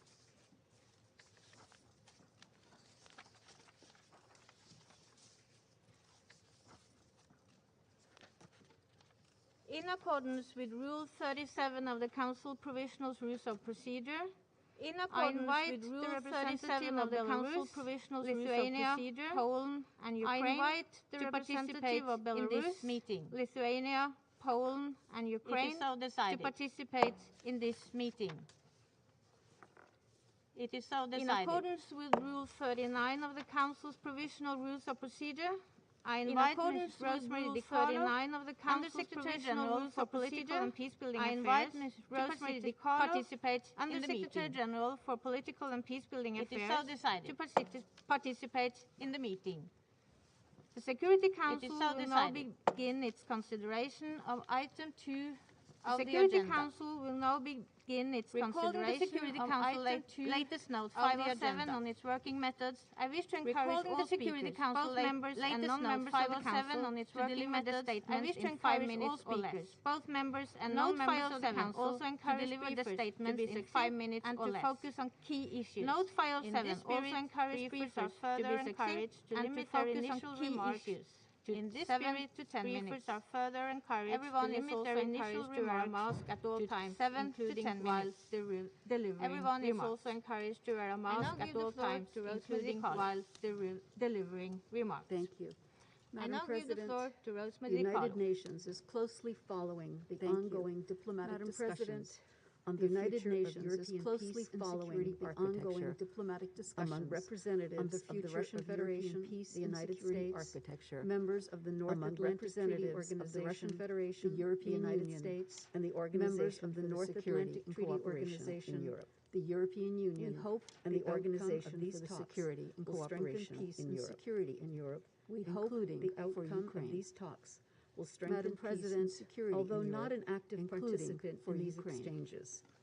In Madam all President, his contacts, although not the an active Secretary General participant in has these unequivocally, exchanges, in all his supported the contacts, ongoing the Secretary diplomatic General efforts has at all levels. unequivocally still supported the we remain ongoing greatly diplomatic concerned efforts that at all levels. even as these efforts Still, continue, we remain greatly tensions keep concerned escalating, that and a even dangerous as these military efforts buildup continue, is in the heart of Europe. tensions keep escalating. And a dangerous It military is buildup reported that over in the heart of Europe. 100,000 troops and heavy weaponry from the Russian Federation It is reported that are over positioned along the border 100,000 troops with and Ukraine. heavy weaponry from the Russian Unspecified Federation numbers of Russian are troops positioned and along the weaponry border were with also Ukraine. reportedly being deployed Unspecified to Belarus numbers of Russian ahead troops of large-scale and weaponry joint were military also exercises reportedly being in February deployed to on the Belarus borders with ahead Ukraine, of large-scale Poland, joint and the military Baltic states. exercises in February on the borders NATO with members Ukraine, are reportedly Poland, planning and the additional Baltic deployments states. In Eastern European member NATO states. members are And reportedly NATO has planning advised additional deployments that in 8,500 Eastern European troops member states are now on high alert. and NATO has advised Accusations and 8,500 recriminations are now among on the high various alert. actors involved in the ongoing Accusations discussions and recriminations have created among uncertainty the various and actors apprehension involved in for the many ongoing that discussions a military have confrontation created is uncertainty impending.